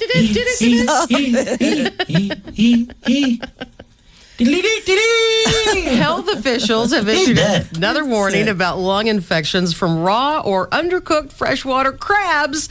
This is up in Orange County. 2 more restaurants have succumbed to the parasite. 4 people now have been sickened. The tiny Japanese river crabs carry a parasite that migrates from the intestines to the lungs, causing lung fluke infection. Symptoms include coughing, diarrhea, and breathing difficulties. The owner of the sushi restaurants where the crabs were served says they're usually deep fried like in a tempura batter, but some are eaten live by the diners who started a Fear Factor style tradition in which they reach into the sushi bar and devour live seafood as their friends cheer them on. Finally this morning, this story from Munich, Germany. They have some 183 public fountains all over that city, and every day a 44-year-old homeless woman named Billy takes a naked bath in the public fountain in broad daylight. Nice. She weighs 330 pounds. Wow. She's in there at least once a day, washing herself with bottles of soap and shampoo, that she brings, little sample she gets. They keep fining her for breaking the public nudity laws, but she's homeless and can't pay the fines, so she just keeps on bathing. Killer. Wow. Book your trip now from Munich, Germany. Sounds great. All right, thank you, Shelley Dunn. Another excellent week of informing, educating, reporting, and otherwise spreading your vicious liberal lies. That's it.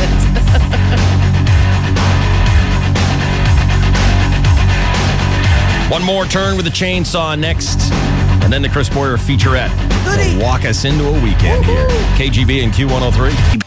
The DSC at night. Hey, don't worry. You don't have to make up stories here.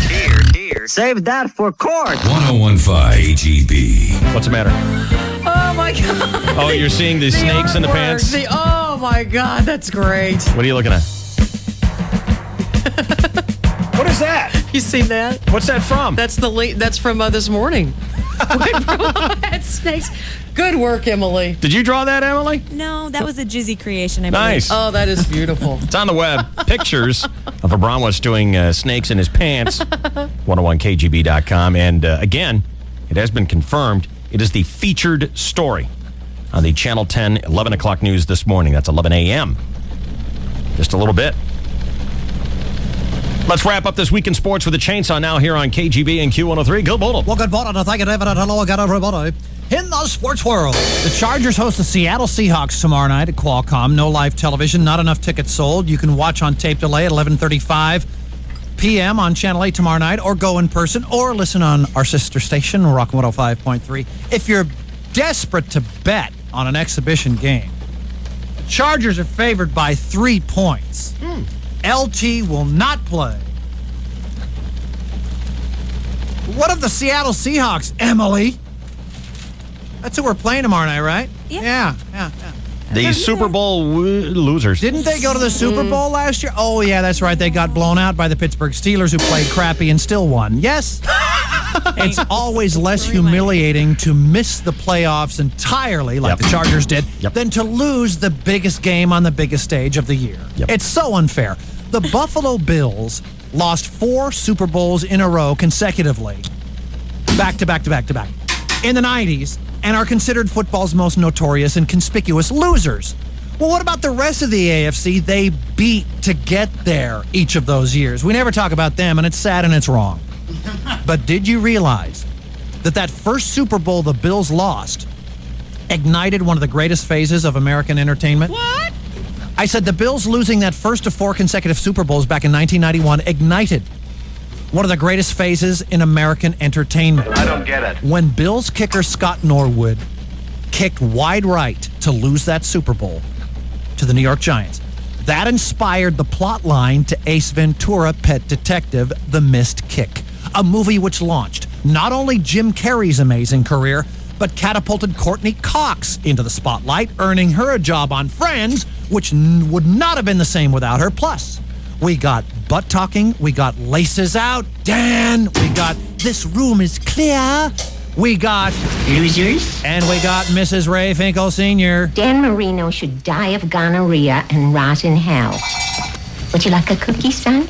Yes. So thank you, Scott Norwood, for missing that kick. America got many more hours of pleasure because of that miss than Buffalo fans would have enjoyed had he centered that kick by about 45 inches, the width of a Mini Cooper dashboard. That's insane.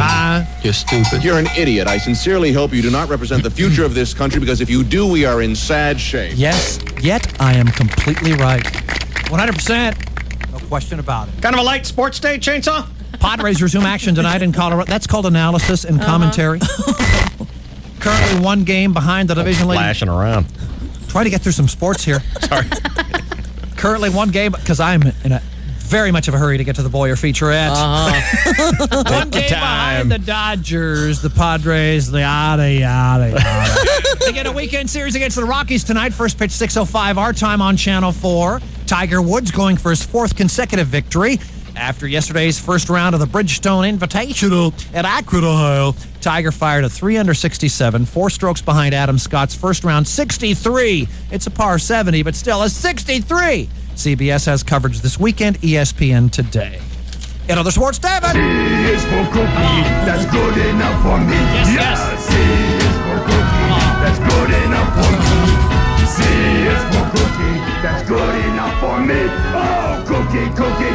starts with C. Come on. Yeah! Cookie starts with C. Oh boy! Cookie starts with C. It is 10:01 and 10 seconds, and this is your 101.5 KGB Sports Network. Oh, my!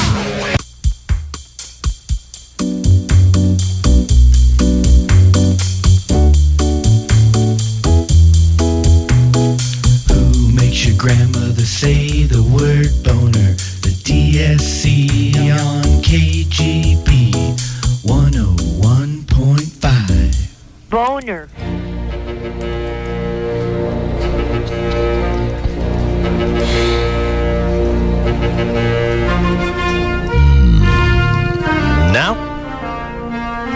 Now the Chris Boyer featurette. And even though I'm saying it right now, he will repeat this in about 15 seconds. It's a look back on some of the things that happened this week in history. Now, with the Chris Boyer featurette, not nearly as long, not nearly as good as a regular feature. Here's Chris Boyer. Thank you, David. It is Friday, time for a listen back to some of the great things that happened this week in history. How about this week in 0079, the volcano Mount Vesuvius erupted for the first time. Oh, yeah. Remember that, Ruth? It destroyed 3 cities in southern Italy. Vesuvius exploded without warning at about noon, covering Pompeii in a layer of ash nearly 13 feet deep. This week in 1883, the first of a series of increasingly violent explosions occurred on the Indonesian island of Krakatoa. On the morning, one day, the world's largest explosion was heard some 3,000 miles away. The volcanic island exploded, spewing 5 cubic miles of earth into the air, 50 miles high. Wow. It created tidal waves up to 120 feet high, killed 36,000 people, and caused oceanic and atmospheric changes over a period of many years. But don't worry. I'm sure that $30,000 hybrid car is really going to make a difference, so thanks. This week in 1957, the Ford Motor Company. You got an agenda you're trying to push or something? Maybe. Rolled out the first Edsel automobile? No. Oh, okay. Sounded like you're getting political there for a second. Maybe just a little. Just a pinch. 1840, Joseph Gibson received a patent for the seeding machine. 1456, the Pretty Gutenberg Bible was completed. Sorry, Ruth, it wasn't one of your early tricks. 1969, Mrs. Audrey McElmurray of La Jolla, California, won the World Cycling Championship in Czechoslovakia. Wow. 1865, William Shepard of New York City patented liquid soap.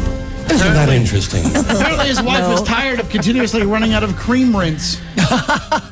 What? 1959, talk about cleaning up. Housemaid Anne-Marie Rasmussen married Stephen Rockefeller of the wealthy and powerful Rockefeller family. Apparently no one had told Stephen that you're not supposed to screw the help. 1984, the last Volkswagen Rabbit rolled off the assembly line in Westmoreland, Pennsylvania. Oh, I remember your black armband that week. Over 11 million of the cars were produced. 1841, Venetian blinds were invented. 1888, the adding machine was invented by William Burroughs of St. Louis. And in 1912, this week, the first boy reached the rank of Eagle Scout, highest rank of the Boy Scouts of America program. 1959, the Hawaiian Islands became the state of Hawaii, a proclamation signed by President Dwight D. Eisenhower. 1976, RCA Victor said that Elvis Presley had passed 400 million in sales. It was this week in 1999 that Wame, the giant panda cub, was born at the San Diego Zoo, weighing in at 4.5 ounces. But finally, we celebrate this on the featurette this week with Dave Shelley and Chainsaw. Take your hands and wrap them around the wooden, well-insulated handle. Be careful where you grab at it, because it's hotter than a candle. Spread it wide and grease the slots, the grooves and waiting holes.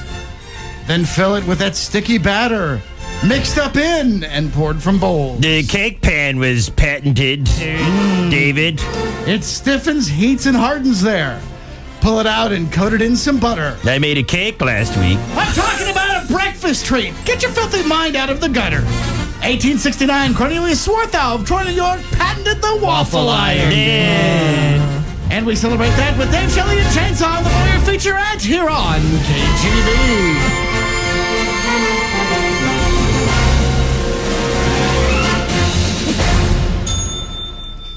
Is this the worst time of your life? Yeah! He could have just said nothing happened this week in history. And we still get our weekend. And we could be in our cars by now. We could be having a life fervor. Yay, I'm glad I'm here.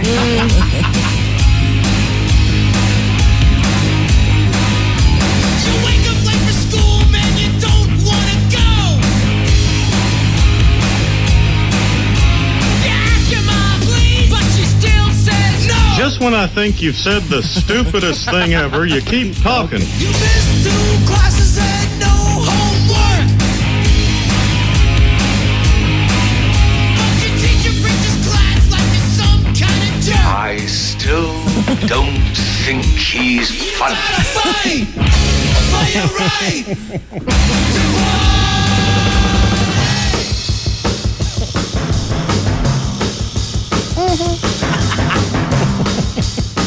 All right, a lot of KGB out and about on the road this weekend. Boyer's at that Rancho Auto Group on Saturday from noon to 1:30. Then head on over to the Qualcomm Stadium, KGB tailgating for the football game, which will not be on TV. Section E2, that starts at 5. Sunday, hang with the Bromo. It's at Eureka Springs Homes. It's a brand new neighborhood in Escondido on Sunday. He's there from 12:30 to 2 o'clock, and he's giving away Sky Show tickets every 10 minutes. Also this weekend, you got a best of Dave, Shelley, and Chainsaw. Look back on this week's highlights, including the guy who hooked up with a chick, took her home to have sex with her, undressed her, and she had 2 big toes on 1 foot. Oh, God. Ruthie will be tuned in. I'd successfully forgotten about that. Thanks a lot. Snakes in Bromo's Pants. Oh, that's awesome. Is on Channel 10 News this morning at 11 o'clock. And we are officially on the weekend. I love your show.